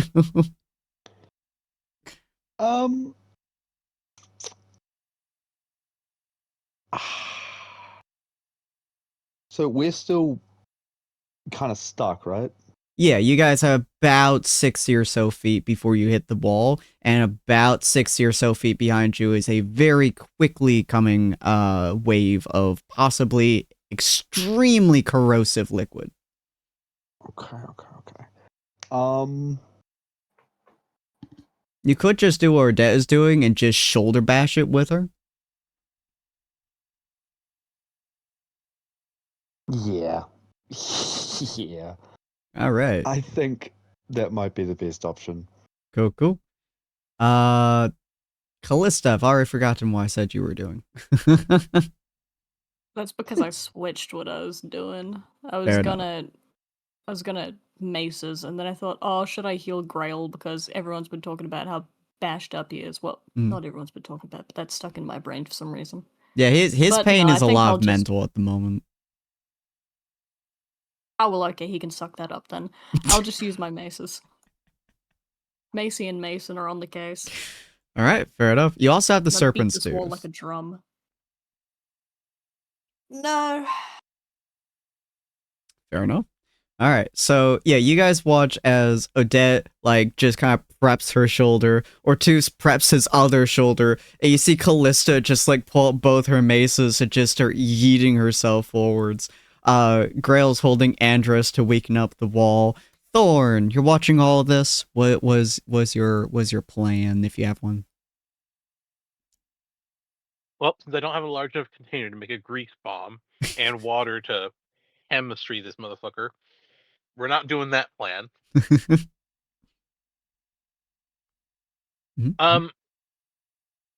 Long shot, I'm gonna wait for them to do their thing, and just out of pure shot in the dark, I will upcast.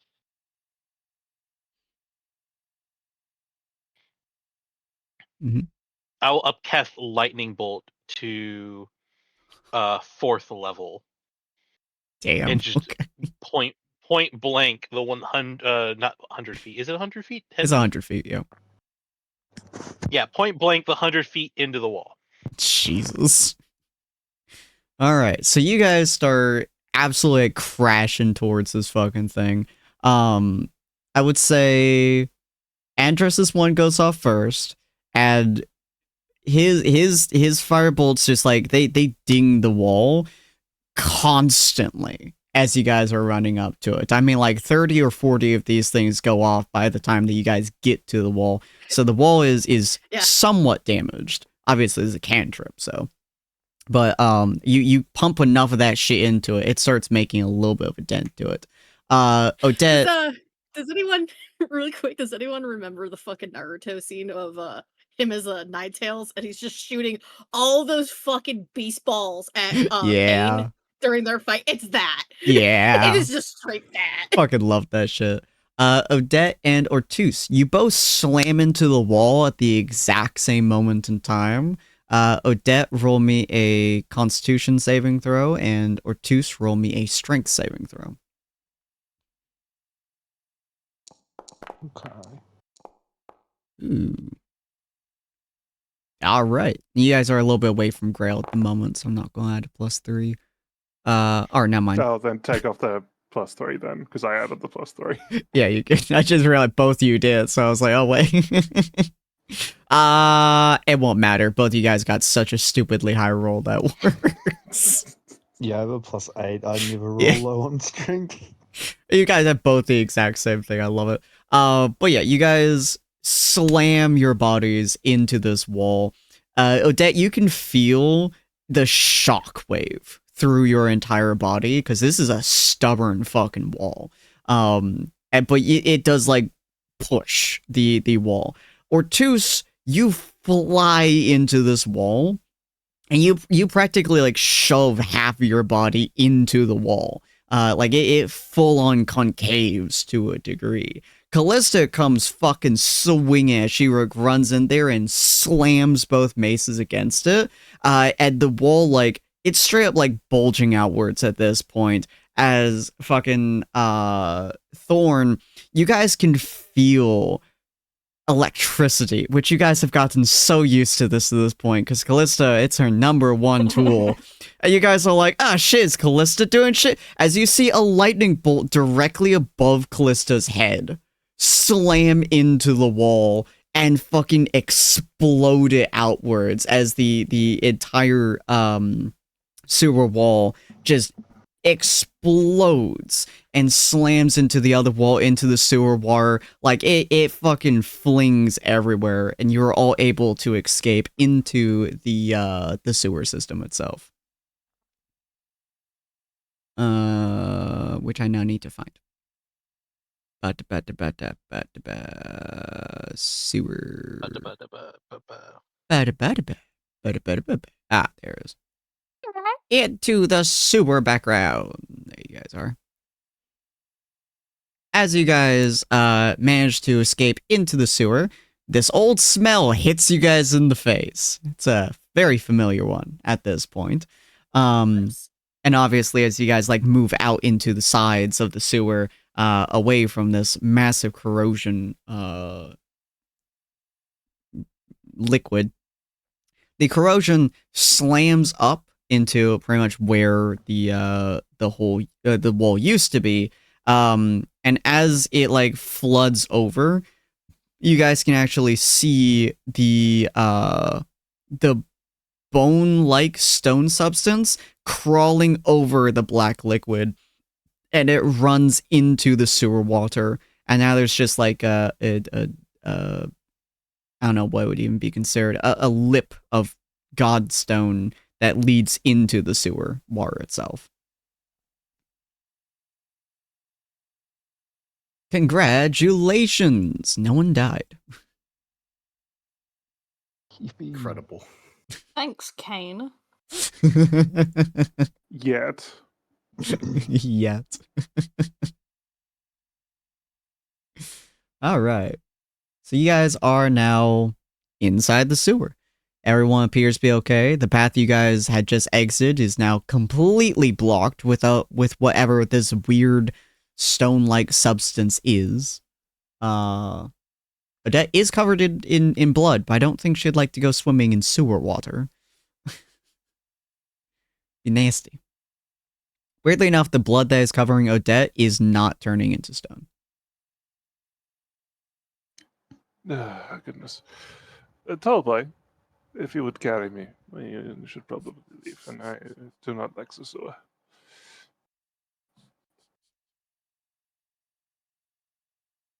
Which one? We've got a couple of tall boys.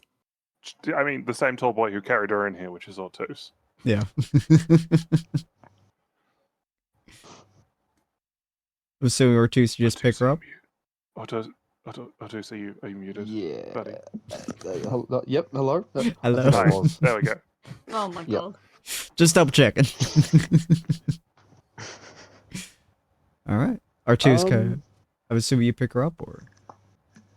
Yes. All right. Artus just gently picks up Odette, much more nicely than he picked up Grail. Oh, goodness. Yeah, Well, that was an Grail definitely got adventure. some whiplash. How is everybody? Alive. Great.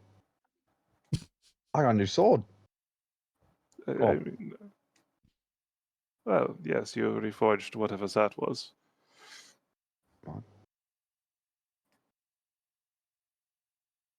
Callista and Grail. So, job done? I'm assuming. Is it? Odette can Time will definitely tell. tell that fucker's dead. Well, that's one problem taken care of. What are you saying, Grail? Only time will tell if we've actually succeeded here. Supposed Oh, to no. be a dead god beforehand. No, This still happens. I can assure you, that is a very much dead god. Can I It's tell if it's dead properly too? murdered. Roll me a religion check, Andros. Oh boy, religion. You got this. Man, Callista's in a group of haters.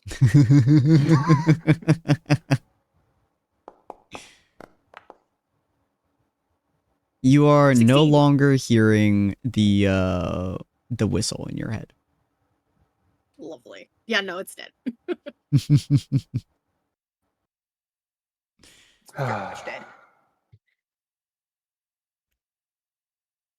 The stone is very cold to the touch for anyone who decided to touch it. Thorn goes over and pulls out a jar to take a sample of the crystal. Order. He's just a klepto. None of this is for science. He needs it. Crunch, crunch. I got you. I got you. I imagine Callista sees Thorn collecting samples, and just, I wonder if I still. Oh, there was something I collected for Damien, but now he's gone. I don't remember what it was. I I believe was gonna offer it to Thorn instead. The black goo. Yeah, I've got a jar of goo. So do I. I'm covered in I don't goo know if that is of any I don't- consequence. Don't think it's the same goo though. So Last time we had a jar of that goo came back into a necromancer. I want to see that happen again. Yes, but you're also a bit of a Debbie Downer.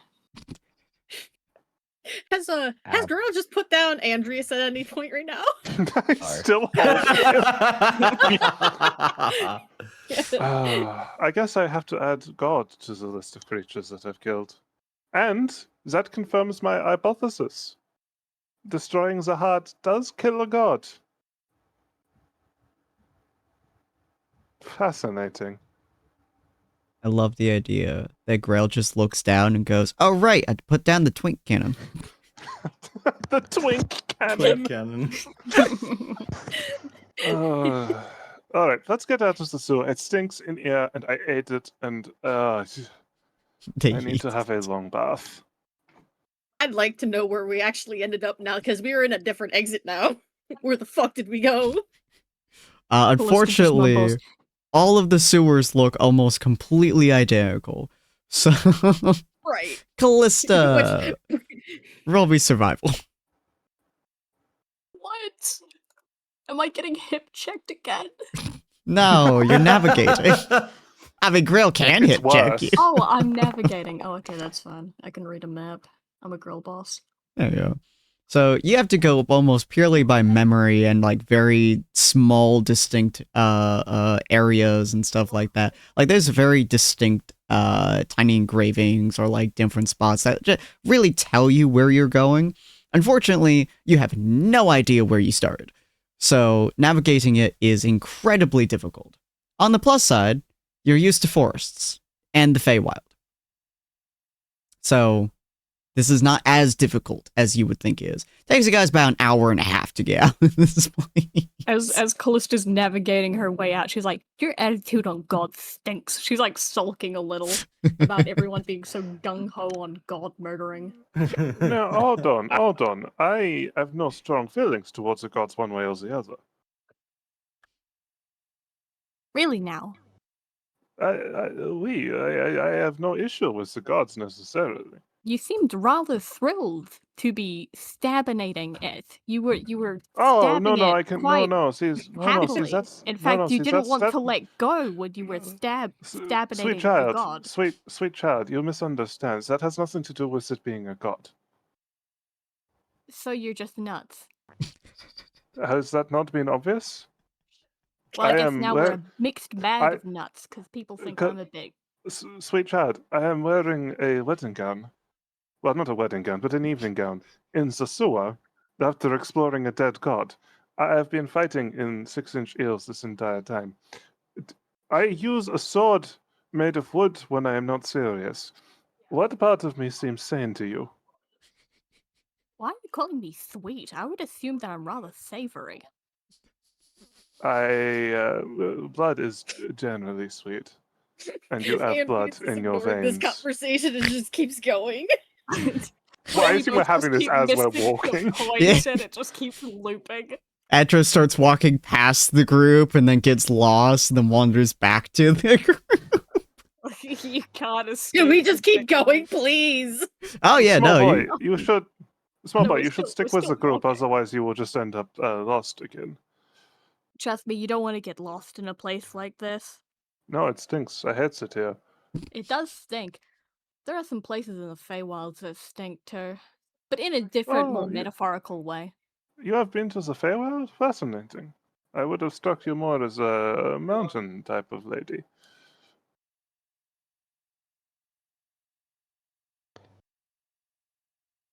We are quite the odd bunch, are we not? We have the kleptomaniac, the child, the twink.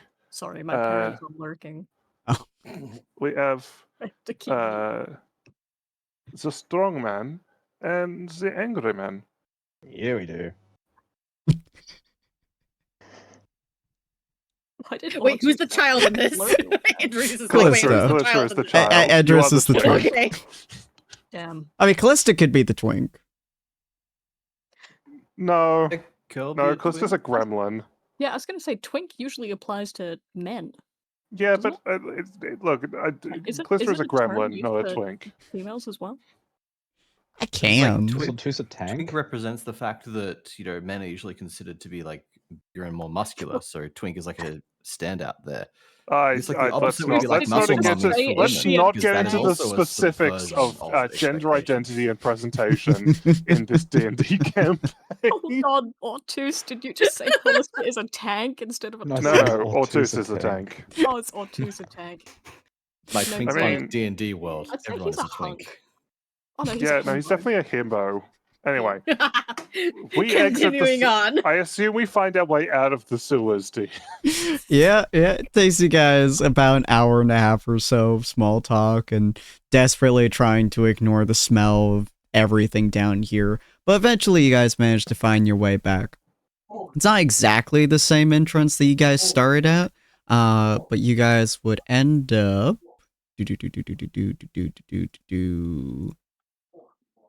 Harmonious Haven. You guys would end up around the west side here. Is my dad barking? Are we near Oh, Greg? joy. Near Huh? Greg's place? Are we near Greg's place?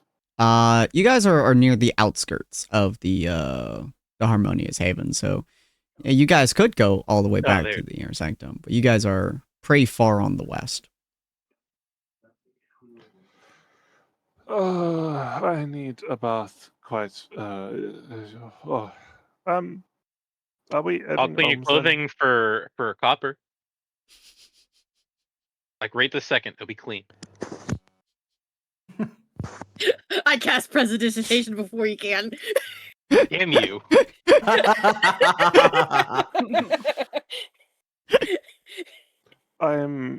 Oh, well, thank you, but there are some things that must be cleaned, regardless of magic. You understand, surely. Strange man. You have quite the aura around you. Anyway, No comment. I need a bath.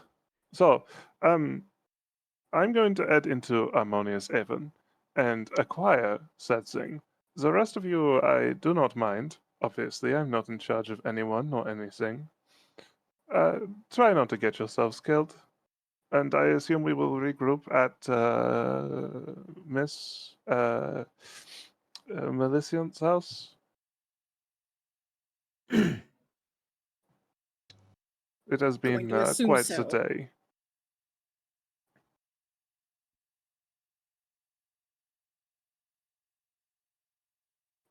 Yes, Fantastic. it has been a day. Well, have yourselves a wonderful day. Yes, boss, thank you.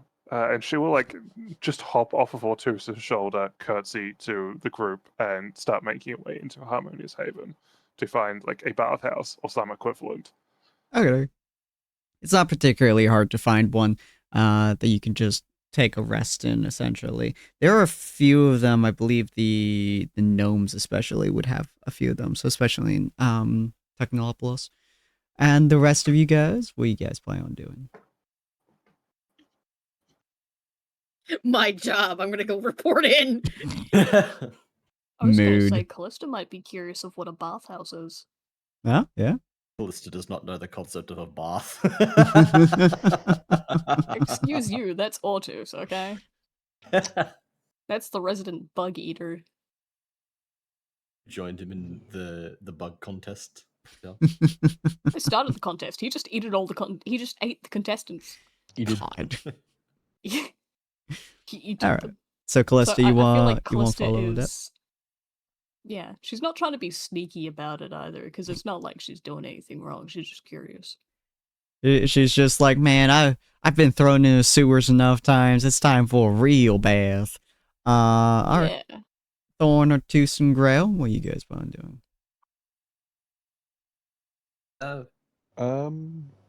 I'll probably tag along for the report, honestly. Okay. Yeah, I think Ortus will probably stick with the group. Okay. And Like the Thorn? bigger group. The bigger group. I'm gonna follow Andreas because looks to the rest of the party Yeah. trying to remember why the fuck did I follow them into the sewer besides Andreas being there? You pretty much just had Andros. Yeah. Pretty much it, yeah. All right. So while Callisto and Det find the magistry of a bathhouse, and the fabulousness of being clean for once, I actually cannot remember how many times Callista has actually been clean in this campaign. What the fuck? I think it's like, what, twice? I think you properly like had baths and stuff. No, what? It's not like it's usually counted. Well, regardless, she finds her way there. Every other campaign, I'll just add that Callista has a bath. I don't worry. But yeah, so you two head over to the bathhouse area, which is honestly extremely peaceful. It's just a fantastic time. Very relaxing, very nice. You guys get to chat with each other for a little bit about whatever it is that you two gals may be talking about. And the rest of you guys go, I assume, over to Greg's place. Yes. Also, is this girl? They're having girl time, and the guys are going to report. All of the guys. Yep, fair enough. All right. So yeah, the guys head over to Greg's place. You guys knock on his door. He opens it up and he goes, "Oh, you're not dead." Okay, hopefully now we don't hear Rome Total War. Yeah, just walks over. Job's done. Oh. Huh. Hmm? Interesting. Wait, so how was the death time?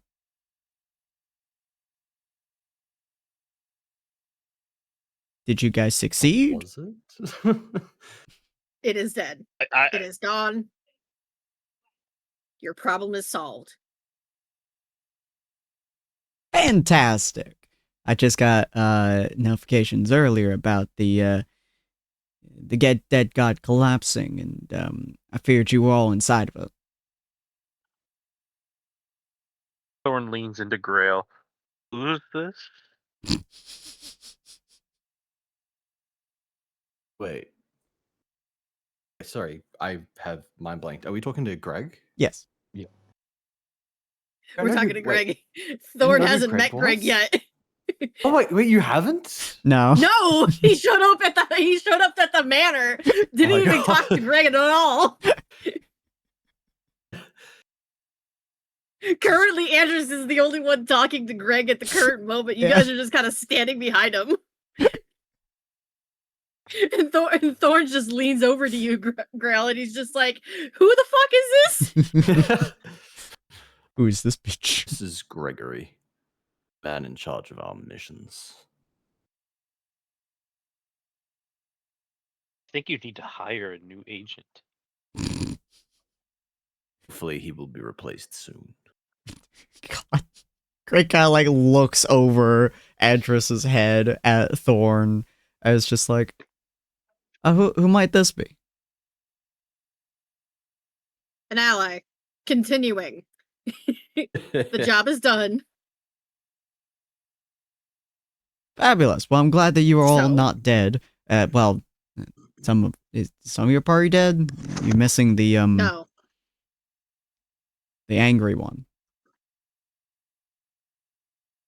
Actually, no. She was quite kind. You're missing the kind one.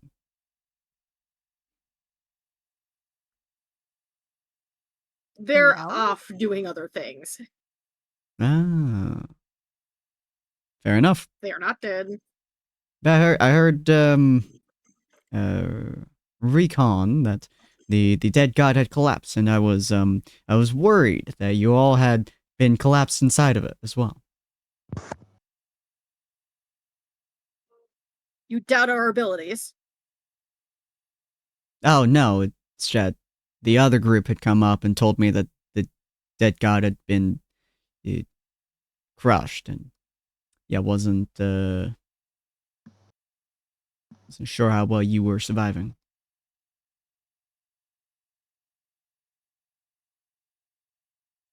Well, we're here. Leans in It's the been grill done. again. There's another group.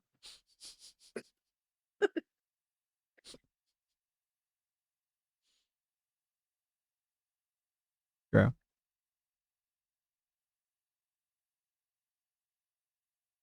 Oh no, Grail did we lose dead. Grail?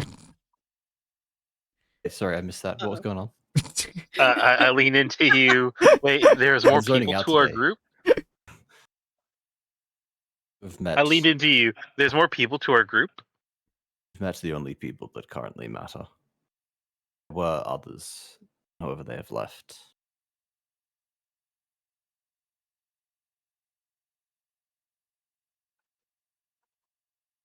Anyways, I don't really have a mission for you guys to go on now that the dead god is done. I mean, Hollow Haven's always a problem, but we're technically keeping a peace with them. Depends on your definition of peace, I suppose.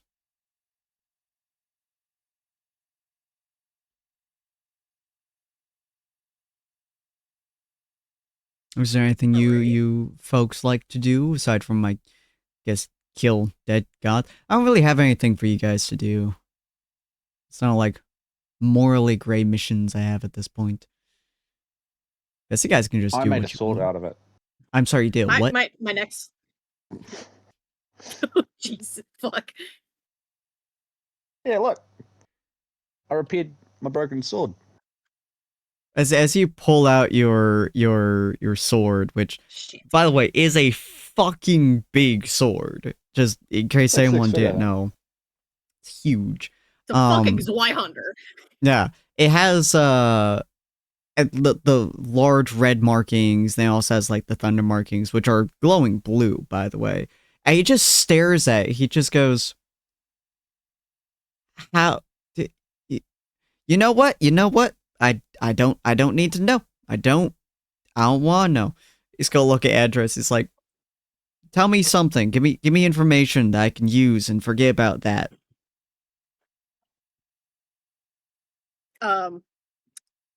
The contract was only for this, correct?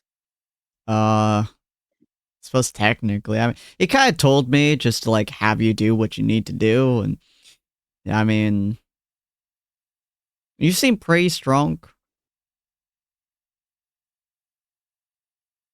Would you like to continue being under contract?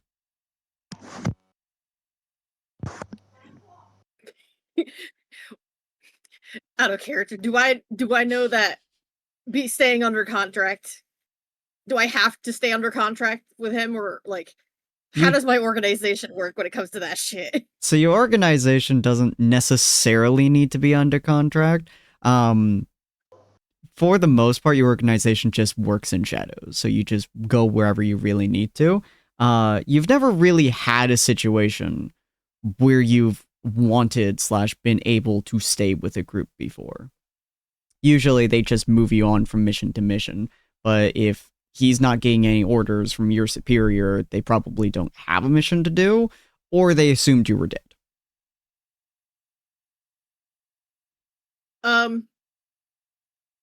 No, I will not work under the contract anymore. However, I will be sticking with this group, so you will be seeing me still. You see him look at you with legitimate confusion on his face. You're willingly staying with them. Yes. Huh. Until I am told otherwise by my organization. Ah. Maybe I should do that in the future. Huh. Leans in the grill. What organization are they talking about? Oh wait, no, never mind. Disregard. No, I know the answer to that. I would not. That's the one thing you would know. I'm gonna say, I don't think I know that. I don't know about the organization. The one question is asking the person who doesn't. He just like looks at you legitimate confusion. He's just like, huh. Wonder if I should do that before enslaving him. That would work. Anyway. So I will be sticking with this group until further notice. Oh, yeah, you're more than welcome to, I suppose.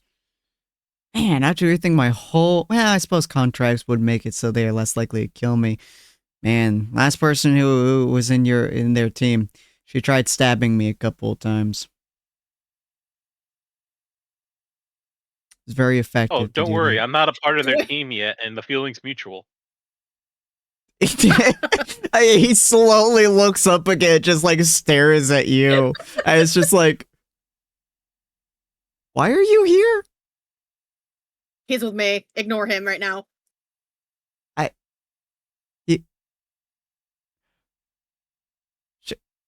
Should I put you under contract? Is he gonna stab me? No. Are you sure about that? And like a fucking street magician, you see empty hands and then knife. He slowly reaches into his and cloak. then all of a sudden, knife is gone.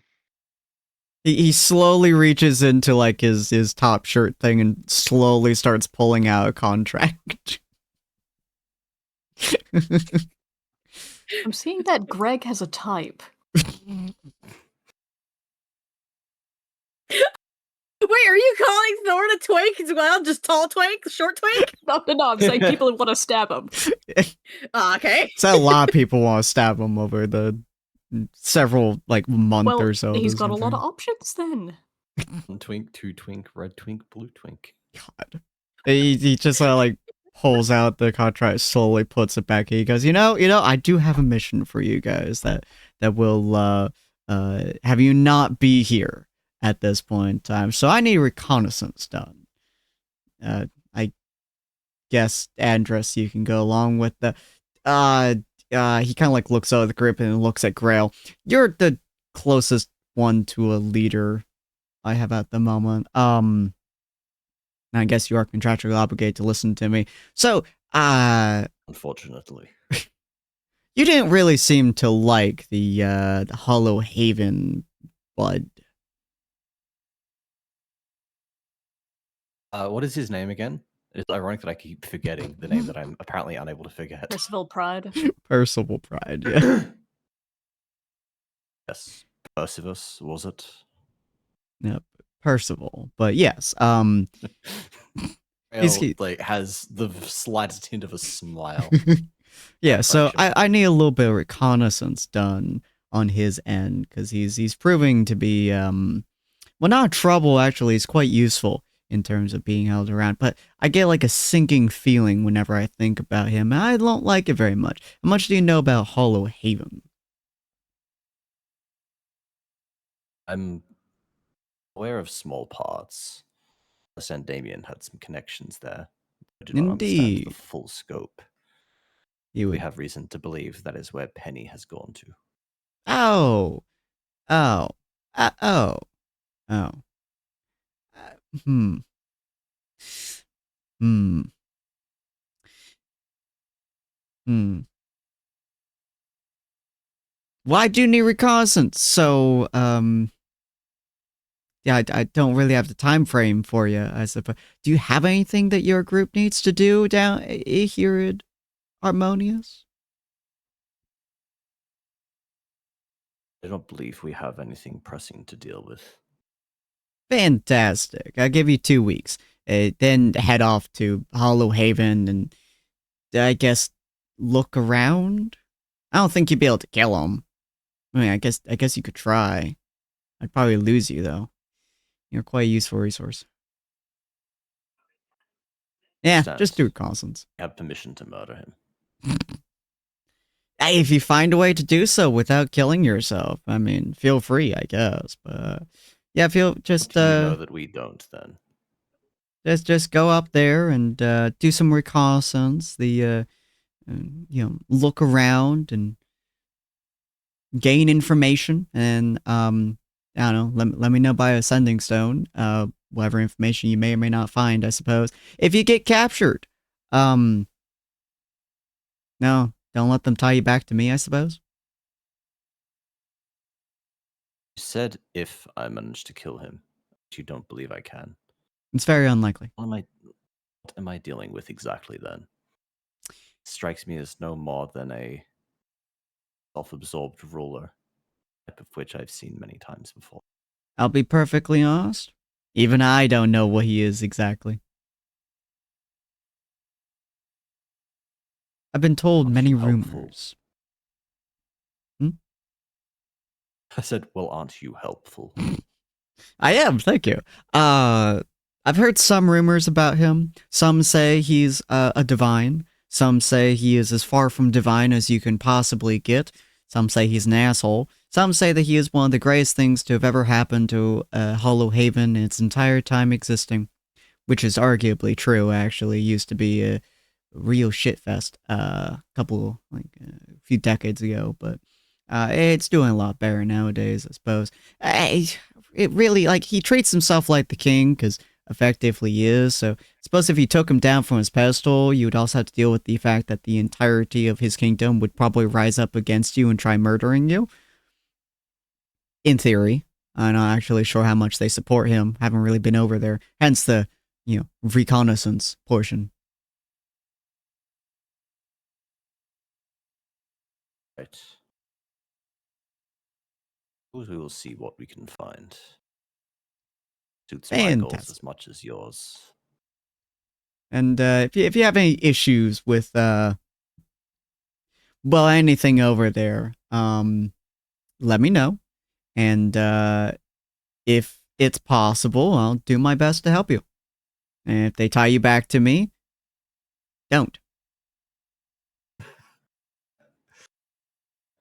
worry. I'll ensure that even if I fail, your demise will be my consolation prize. Don't slowly look over Ortiz. Make sure he doesn't die. Well, he's gonna look over Andros. Make sure they don't die. Oh, you're not under contract. Why isn't the weird one here? Weird We're one. going to have to be slightly more specific. Oh, the purple-haired one, whatever her name was. He pulls out his contract. She didn't write her name properly. Listen, okay? Maybe she wrote it in Sylvian. Not my fault he can't read Sylvian. You're referring to Melisant. Is that the weird purple-haired one? Did Mel have purple hair? No, Mel had No. silver hair. Oh, well, Who what? had what hair? Didn't have a purple hair, did Penny? Callista. He'd know Penny. I can read Callista has Sylvan. purple. Looks at It's looks like at kind of bluish, actually, but I Yeah. could see how you get purple. Wait. Callista didn't write her name word. right. Does this mean Callista is illiterate? No, she wrote it in Sylvian, nerd. Yeah, you just can't read Sylvian. Sylvian's her first language. Yeah, Thorn, you just like look over and read it. Yeah, I just look at the word upside down, Callista. Ah, Callista, that's her name. He looks back at Andros. Tell Callista, don't let them die. He just gives a thumbs up. Damn the whole party for getting me. Cool. She's the only one under contract I can trust to make sure they don't die. No offense to you. Yeah. Anyway. And I'll let you know if your organization, mercenaries, household pets, whatever they are, will tell you anything. Right. I get the sinking suspicion that, like, regardless of him finding out, I'm gonna find out somehow. It's like, all right, well, with that, yeah, I don't really have anything else for you. Do you need anything else? You already got a house out of me. What more could you want? Looks to Grail. Do you need anything from him? Also, I also look to Go Grail. ahead, if Wait, you you guys aren't please. getting. Wait, you guys aren't getting paid? We were getting paid, weren't we? I don't believe for this one, no. We've been paid for other ones. I thought Yeah. there was like an implied payment for this one. I mean, he gave you a house. You didn't. You didn't read the Wait. contract. Was Yeah, no, but the Contract house was not- wasn't payment for this because the house was unfortunately completely out of his control. Yeah, it's true. It's entirely secondary. He's trying He still owes us desperately to payment. weasel himself out of paying you guys this time. was my contract for pay? Because that's Oh, what God, no. would have thought done.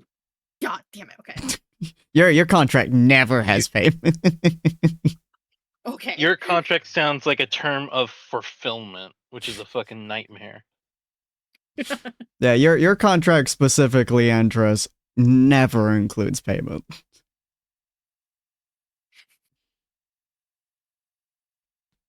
And yes, for everyone listening, that is very bad.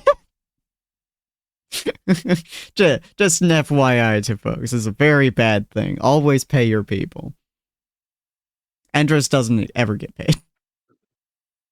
I mean, it's kind of expected with him, honestly, though, given his background. Yeah, that's fair. Hey, he just kind of like looks at a party. He just kind of goes, right. Well, tell the He kind of looks at the paper again. I still can't read that. Tell the what's her name again? Callista. Callista? Tell Callista I said, actually, don't tell her I said anything. That'd be kind of weird. Just let her survive, you know, and I don't know. Do the mission. Ace slowly starts closing the door. I Okay. feel like I'm pen Just pals with leaves. Greg now. No one's pals with Greg. No, pen In pals. any capacity. Oh, okay. Just kind of like Trying to closes the think. door. Of other things besides throwing hands at Greg. Like side note- -1 strength. It would be hard hands, but they'd be hands. Everyone wants to throw hands with Greg. It's okay.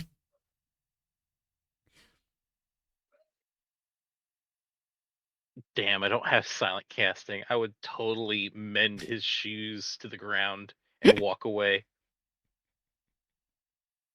That's the wildest fucking statement I've ever heard. You know what? I don't care if he hears me or not. I just conveniently stand there. He sees me cast the spell, and I just walk away, and he won't know until he stands up later. Is a range of touch? Oh yeah, does mending of touch? Is it touch? Damn it! It's also not how mending works, like, at all. I know. Not even a little bit. I know.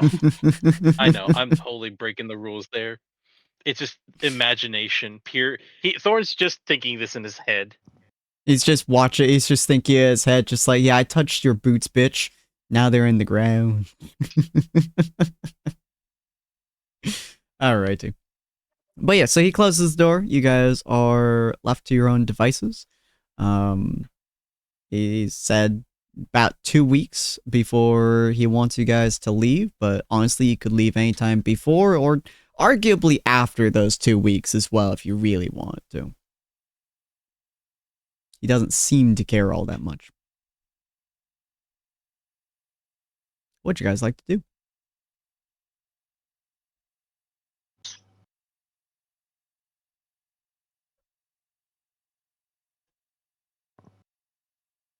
Stares intently. No. Like,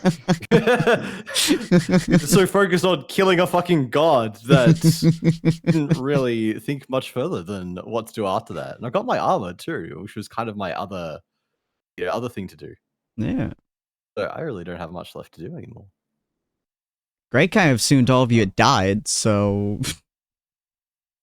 Yeah, I'm trying to think if there's anything else on my list other than kill Greg.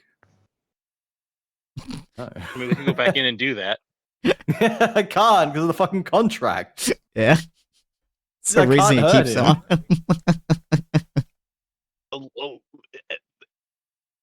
Out of character, looks to self, not under contract, looks to evil demon. Evil demon. Travolta meme, looks to the left, looks to the right. You got two who are not under contract. I have a feeling something would come up with that dealer thing hanging around. I think for now, Grail's is going to return to the mansion and plan his next moves. He made strides in the revolution and in his own sort of like summering and such. So yeah, I've got to figure out where to go from here. Okay. Or two. The house wait for everyone else. We can regroup and discuss what's going on. Cool. Or Toos, what about you? I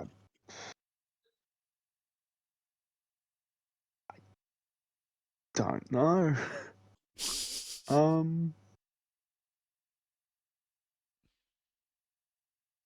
I feel like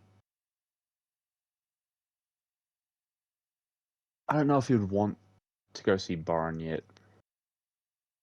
Gotta get himself But into I that right want that headspace. interaction.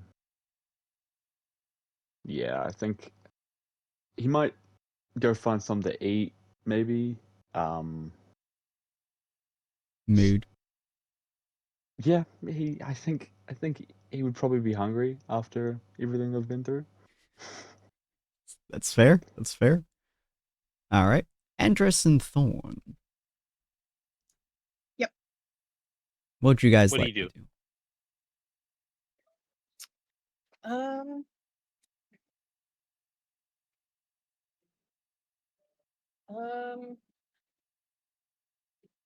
Probably gonna follow Grell back to the manor. Fair enough. Okay. Thorn. Thorn can eat. Thorn will follow Ortus. Cool. All right. Andress and Grail, you guys start heading back to the manor. Obviously, it takes you guys a little while. Thorn or Ortus, you guys find some sweet num-nums. Not entirely sure what you're eating 100%. It's probably a mixture of probably some form meats and some stews and something or another. They do a lot of weird shit in Technolopolis. I said, kebabs. Yeah. And I assume just because they could, many of the gnomes like to make really weird inventions or to make food in the weirdest possible ways. So, some of the food that you guys are getting is like really well made. Other ones are like charcoal on a stick, but like spiced. I assume Ortuz just chomps away regardless. Oh yeah, he's doesn't not matter to him. Food is food. Soap is soap. Tree is tree. Soap is also food if Ortus is hungry enough. You know, it's like a pancake with no spices. It's good shit. The bland cakes. All right, Ed, Callisto, No Debt, you guys have spent a couple of hours just relaxing in the bathhouse. You guys have freshened up, and you guys exit in your general clothes and stuff. What would you guys like to do?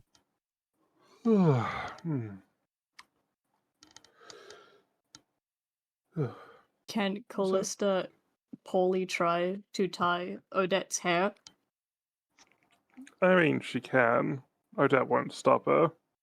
Yippee! Fun bathhouse activities. Oh, goodness. While your dubious murder hobo friend is vegetating in the water, sneak behind them and tie up their hair. I'm sure they will appreciate it. So, you said you're from the Feywild? I mean, it's where I was raised. It's where I consider to be home. Home. Where's your Curious home? concept.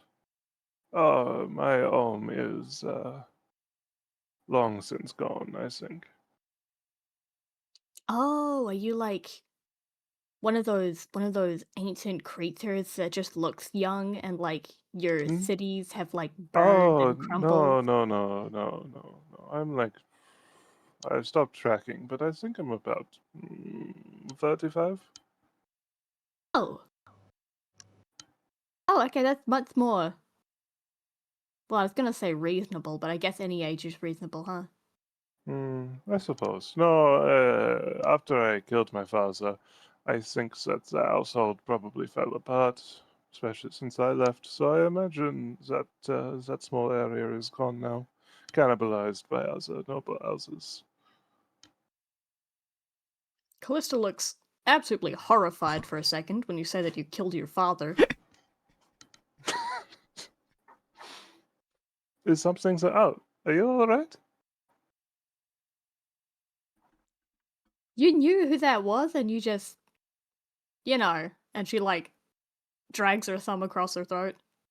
Oh, yes, I imagine I've killed many fathers, but I have killed my own. Yes.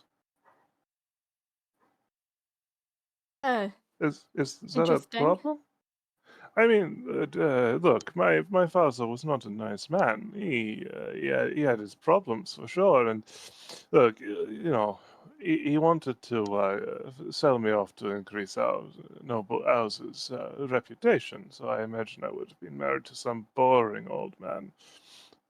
So we got into an argument as one does, and it's the height of our argument killed him. It was a bloody affair, to be sure, which I had to have a bath afterwards, of course. Had to wash the blood off of. But no, he is very dead.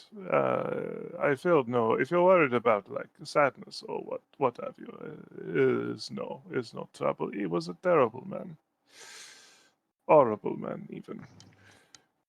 Well, I guess you can't really choose your family. Well, Oh no, I mean you can, is my understanding. There is an old saying, but it's neither here nor there.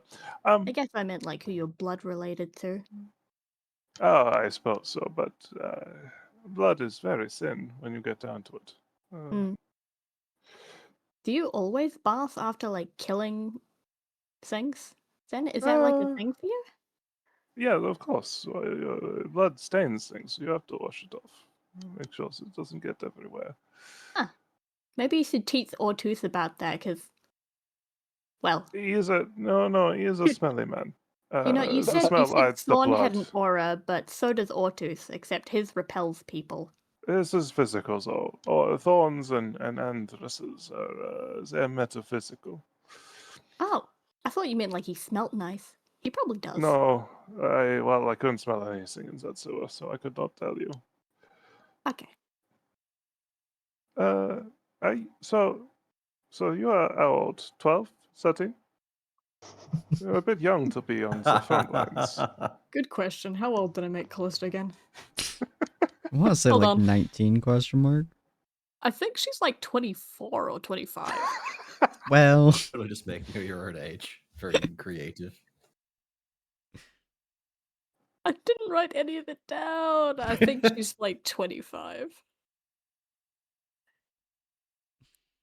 we'll go with that then. It's not the first time I've seen a child on the battlefield, obviously, but still, one so young should not be fighting. I guess no matter how far I run, I always come back to that same mindset, huh? Which mindset is that? I understand that I'm very free-spirited, but... well... for my race, I am an adult. Genasi are adults at 12?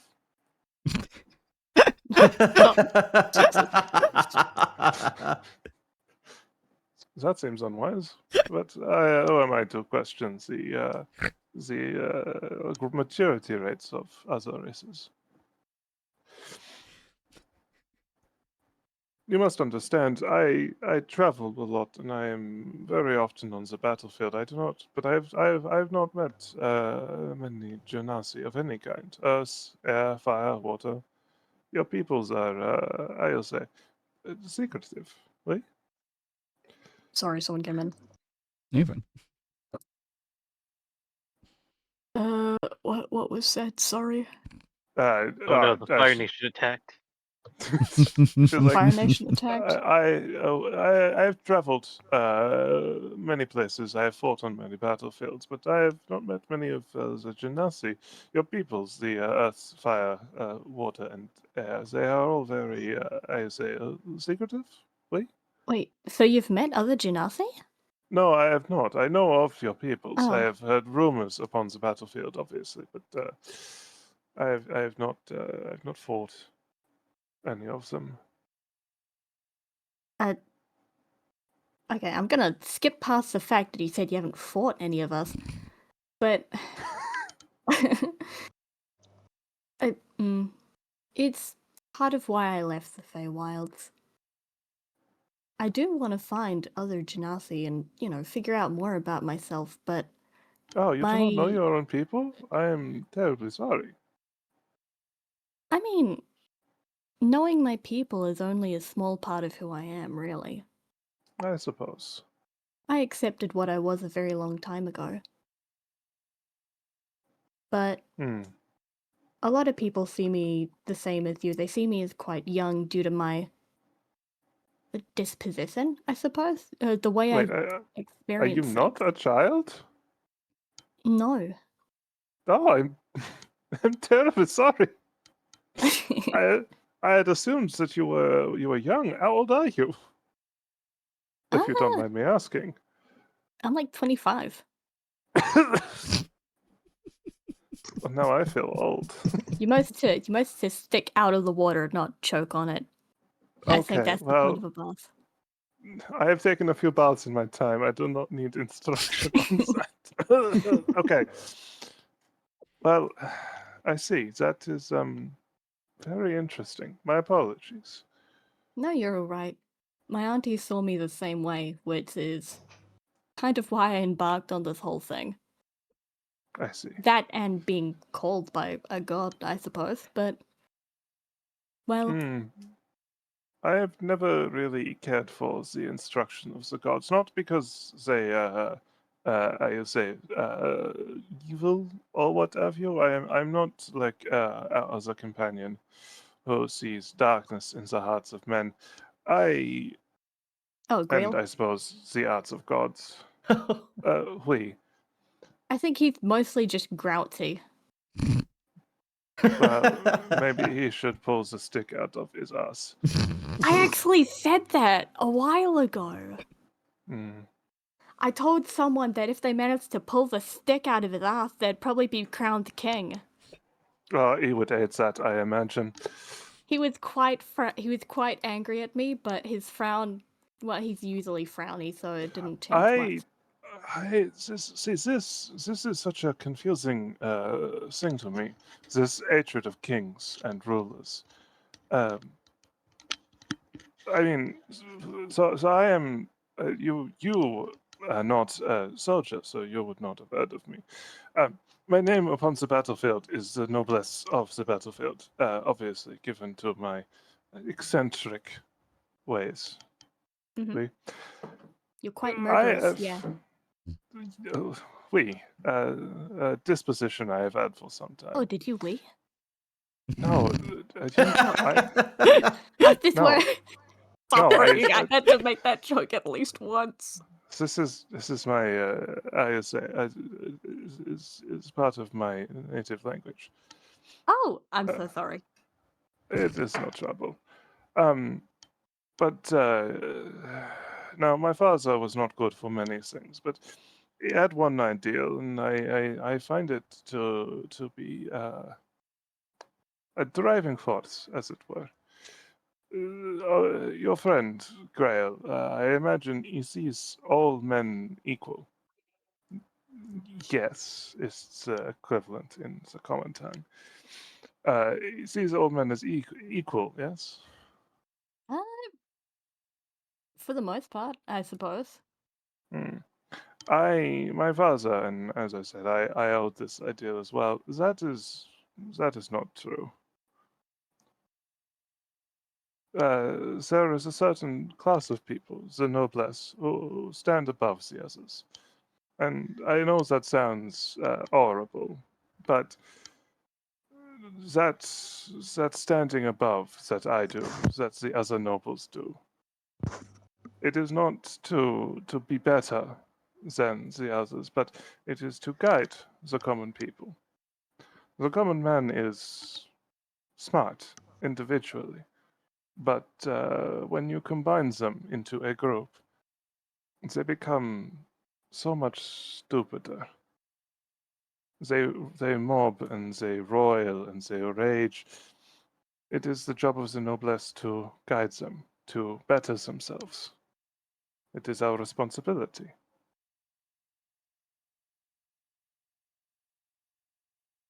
It is our duty.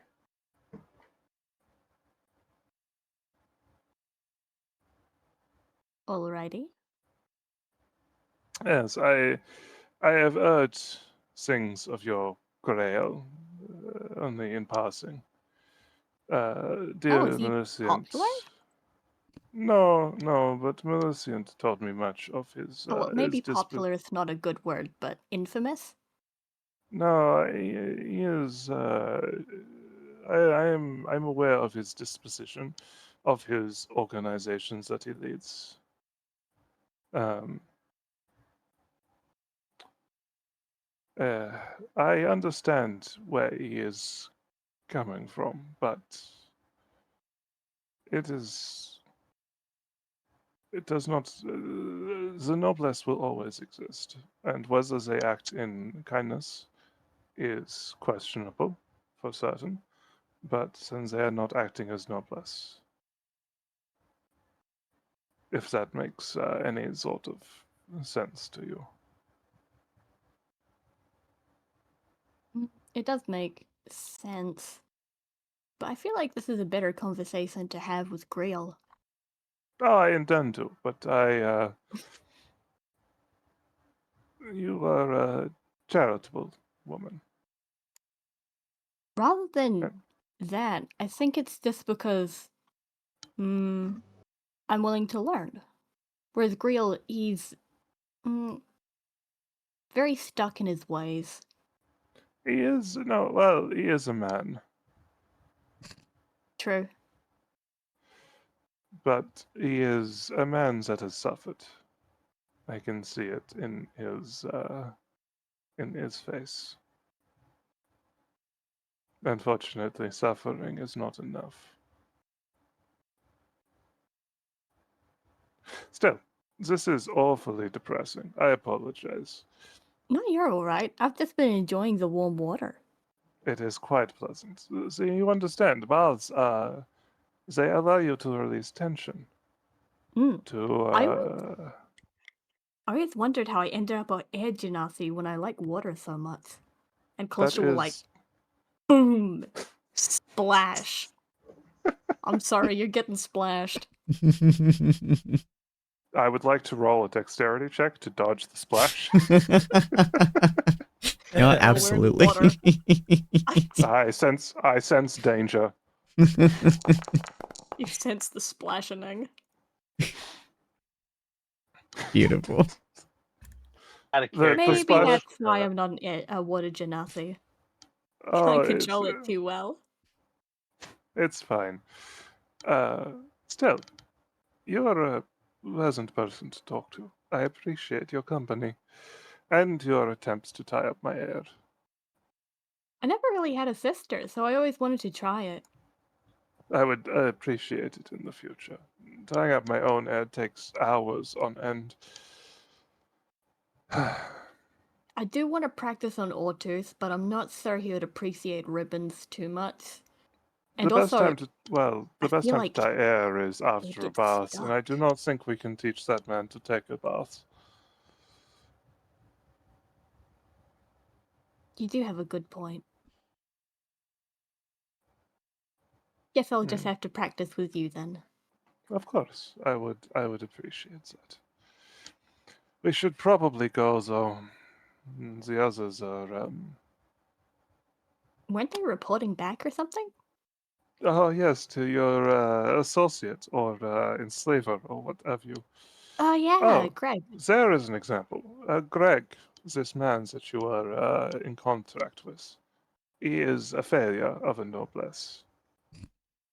One who has forgotten his way. Well, I I'd should call him teach a lot him. of things, but that's a bit harsh. I should teach him how one should act when one is above others. But that is for our future.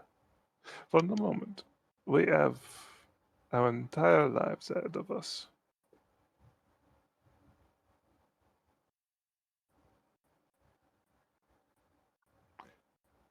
Maybe. And she'll sort of like stand up and like rinse herself off and get changed and head out. Alrighty, bath time is over. But I imagine we've been in the bath for like an hour. We are raisins. Yeah, you've been there for quite a bit. And you guys get out of the bath, kind of like put your clothes on, change into better stuff than well, more or less the same stuff you're already wearing, but actually cleaned. The gnomes have a few cleaning techniques on them, mostly derived from prestidigitation. Although you had been asked a few times whether or not you wanted them to do special technology thingamabobs to your clothes, but I assume you said no. Yeah. Just on the off chance that they make it explode, as that seems to be quite a passion. Odette decidedly refuses that sort of thing. Felicity wait. accepts only if she can watch. Oh my god. She's curious. That's fair. Well, no, guess let you watch them clean your clothes. Shockingly, it does not explode this time. Damn it. Yeah, no. But it somehow works perfectly. Effectively, they made it drier. And yeah, it's shockingly well used. It's like it's really nice and really, really cool. And you've never seen anything like it. You're fairly confident that if you left it alone for too long, it would absolutely explode in your face. But at least currently, it's hasn't done anything bad. So, but yeah, you guys get your clothes on and start heading on your way towards the mansion. In the meantime, Grail and Andres, have you guys been chit-chatting while you guys were at the or making your way to the mansion? Andreas has been quiet the entire time until spoken to, at least. So I don't know if Grail has tried talking to Andreas. Grail would not have tried to start a conversation. This is Grail we're talking about here. So absolute fucking silence. There's complete 100% quietness the entire 3 hours it takes you guys to get back home. It's you guys just listening to like the world around you, how peaceful it Grail's sounds. probably enjoying this far too much that he realizes. Just pure like silence for silence. once. Love it. It's peaceful. It is nice. It's been so Before long to since you've interrupt. heard pure silence. Now you get all of it. All right. Well, Ortus and Thorn. Have you guys been chit-chatting while you've been eating?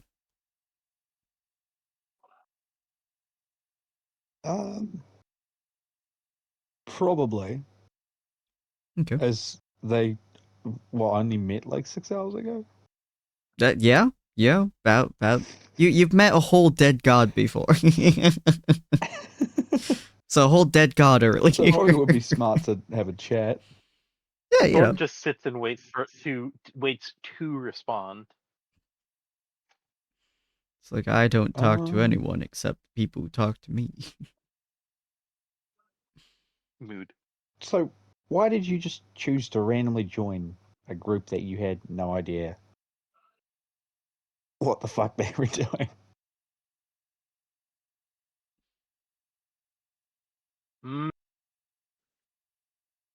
Looking at it now in hindsight, not ideal. Not ideal in the slightest.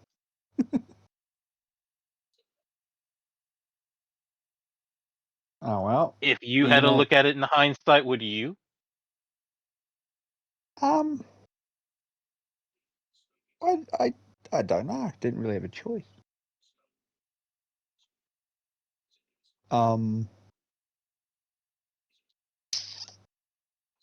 So as I say, why?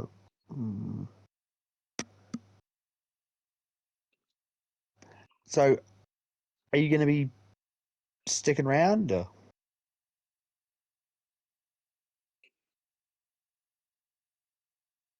Possibly. I have business with Andreas, so that might have me come by every now and then. Okay. Well, you seem cool enough. I don't mind having you around.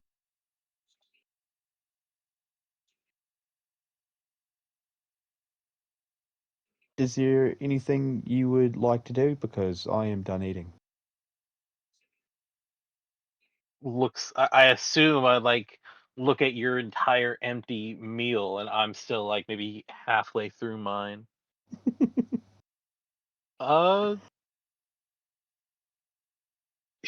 Shrugs, stands up with kebab.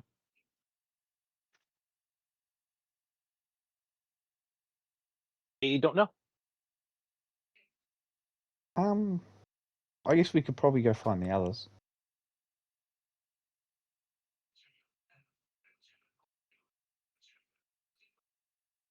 Yeah. They did say they would Sorry, y'all would regroup. Out of character contemplating, because like I was thinking, like, didn't they say they would go back to the place? Mm-hmm. Y'all would regroup at the I believe the main base. Yeah, I believe your companions said they'd head back to the manor. All right. Well, if you want, we can go meet up with them. If you don't have any thing you want to do in town. Nothing pressing at the moment. Nothing coming to mind. All right. Diortu's just like, can we go somewhere? And Thor's just like, I don't got anywhere to go. You sure about that? Yeah, pretty sure. No, okay. Do you want me to talk about my sword? I could talk about my sword. We could go on a journey. No, I'm good. All right. I guess. All right, fine. I'll ask the question.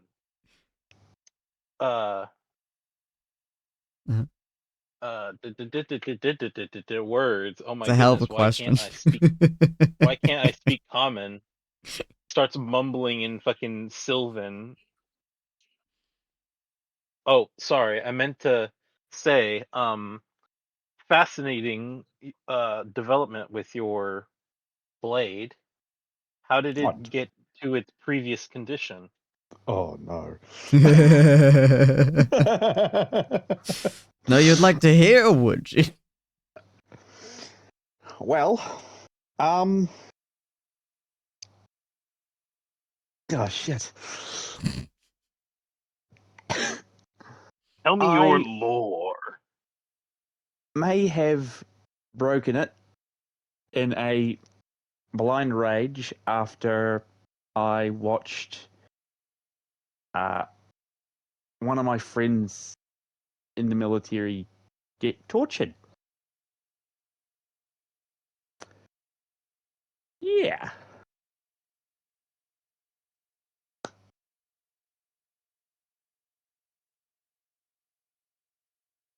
Thorn just having a sweat drop. No, I was waiting to see if he says anything else besides that. Oh, okay. Nope. Well, that is unfortunate. And if it's not too much to pry, did you succeed in rescuing your friend? No, that is why I was a bit angry. That's a shame. Yeah.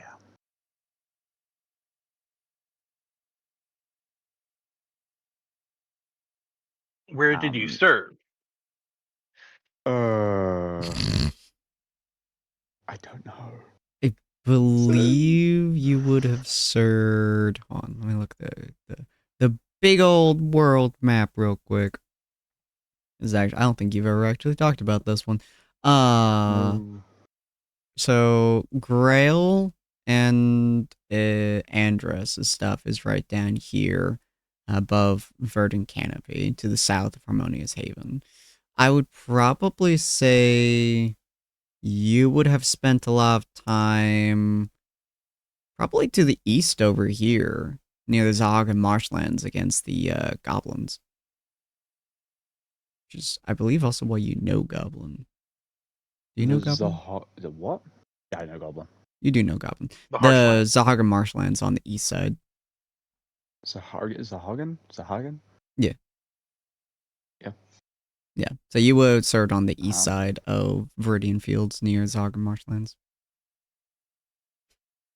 Yes, Ray. Both Grail and Andress were around your building. Yes, were around your town. That's wild. Yeah.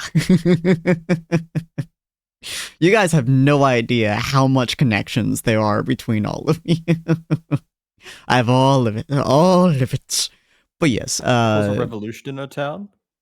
Not in her town specifically, no. Would have been so I cool. don't know how to get rid of that. I actually Oh, added that's a fine. thing.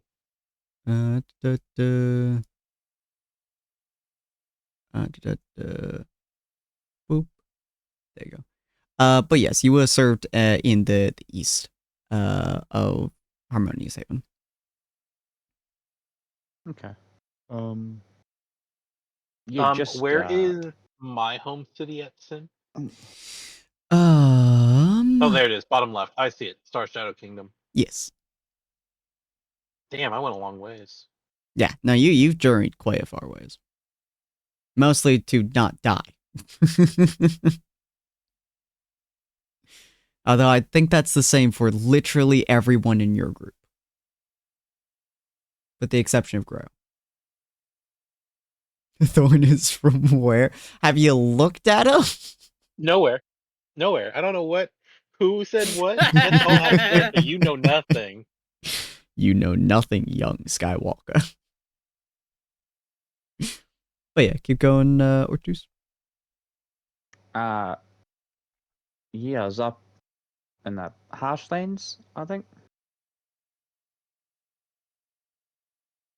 Wasn't the most fun. With all the conflicts over there, I'd assume not. Yeah, there is a bit of shit going on. Yeah, I haven't been back home since I broke my sword because the man who made this sword, or at least gave me this sword, would be very disappointed.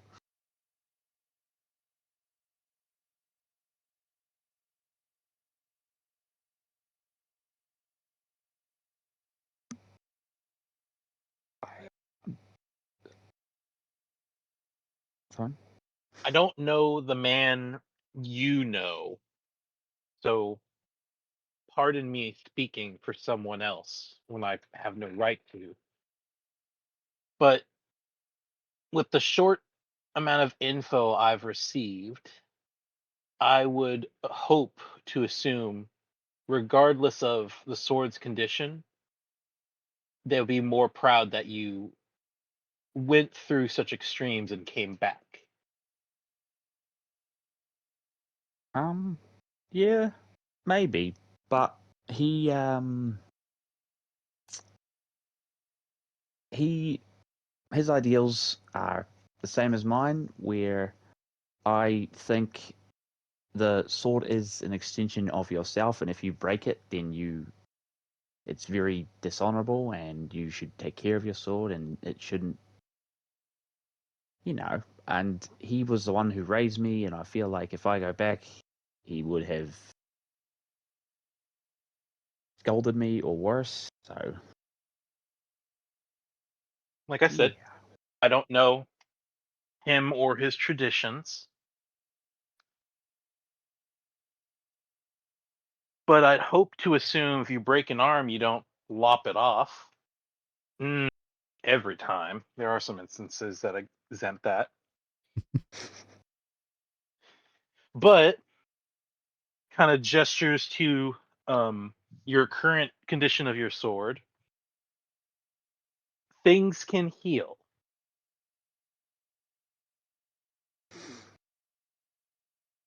Yeah, well, now I'm kind of just working up the courage to go talk to him.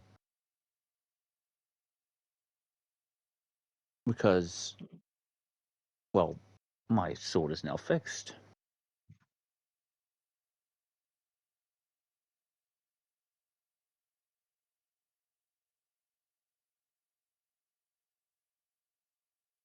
I think Thorn should take his own advice to BH. Ray, I will. No comment.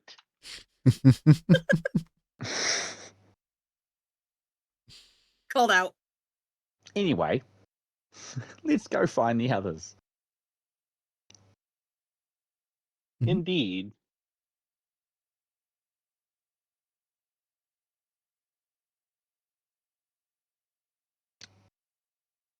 I'm assuming we're going to be walking back to, what was it, the manor?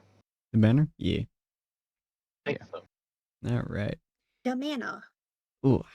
So The you manor. all, or you both, start talking and walking, mostly chit-chatting, I assume about general small talk, moving away from the, broken sword endeavor. Yeah.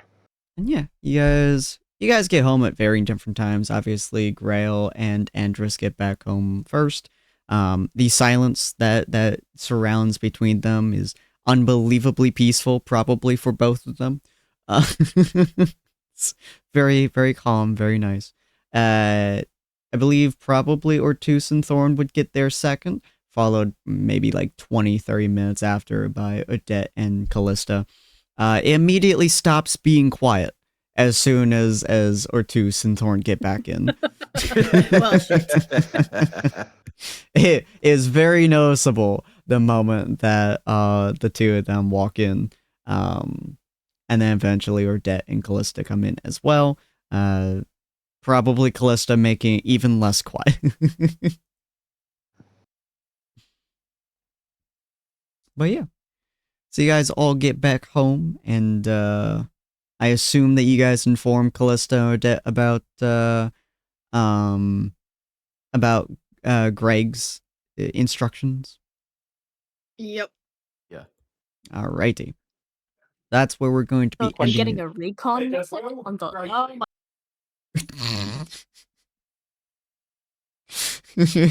she was so quick, like, oh my god. But yes, that is where we're going to be ending it. Talking about racehorses. Racehorses. Question. But that's where we're gonna be ending it you for have today, and then we'll be coming back next week, question mark. Stares at everyone in the call. Should be good. God, I You hope know so. me. I'll be fine, I think. Please. No more double weeks. Like, no more missing weeks, please. I'm on holiday, Please. so I should be free no matter what, but... Cool. All right. So we'll most likely... Wait, What? where I'm looking at the map. Where is that place they asked us to scout, or is it not on the map? It's not on the map, It's, but like, next to we'll be right Harmonious here. Haven. Yeah. Okay. So a little bit north and a little bit west. No, eats our wheat. Yes. A little bit north and a little bit west. So it's kind of in this area. The mountains are obviously directly north, but in this little centerfold there'll be that stuff. But eventually I will put onto the map. I need to put a few things onto the map. I keep being lazy and forgetting to do so. But eventually I will do so. But hopefully you guys have enjoyed. This is a lovely session. We'll be coming back in hopefully next week. And next week is going to be a very long week for everyone who has been keeping up with my schedules for all my stuff. We're going to be doing a 12-hour stream on Monday to start finishing up our subathon goals that we've reached. We'll be doing a 12-hour Halo 1 Lasso Row run because we can, me and Yvonne. On Tuesday, we're going to be doing a 12-hour stream, 6 hours of which will be Goblin Cleanup, most likely with my friend Viper, I believe. And then 9 hours will be Goblin Cleanup. Depending on how long Goblin Cleanup takes us, we might end that a little bit early and do Buried. But after that, for the last 3 hours, is going to be Borderlands 2. And then on Wednesday, we're going to be having a very special collab day, which is going to be a 12-hour stream, 6 hours of which will be Marvel Rivals early in the morning.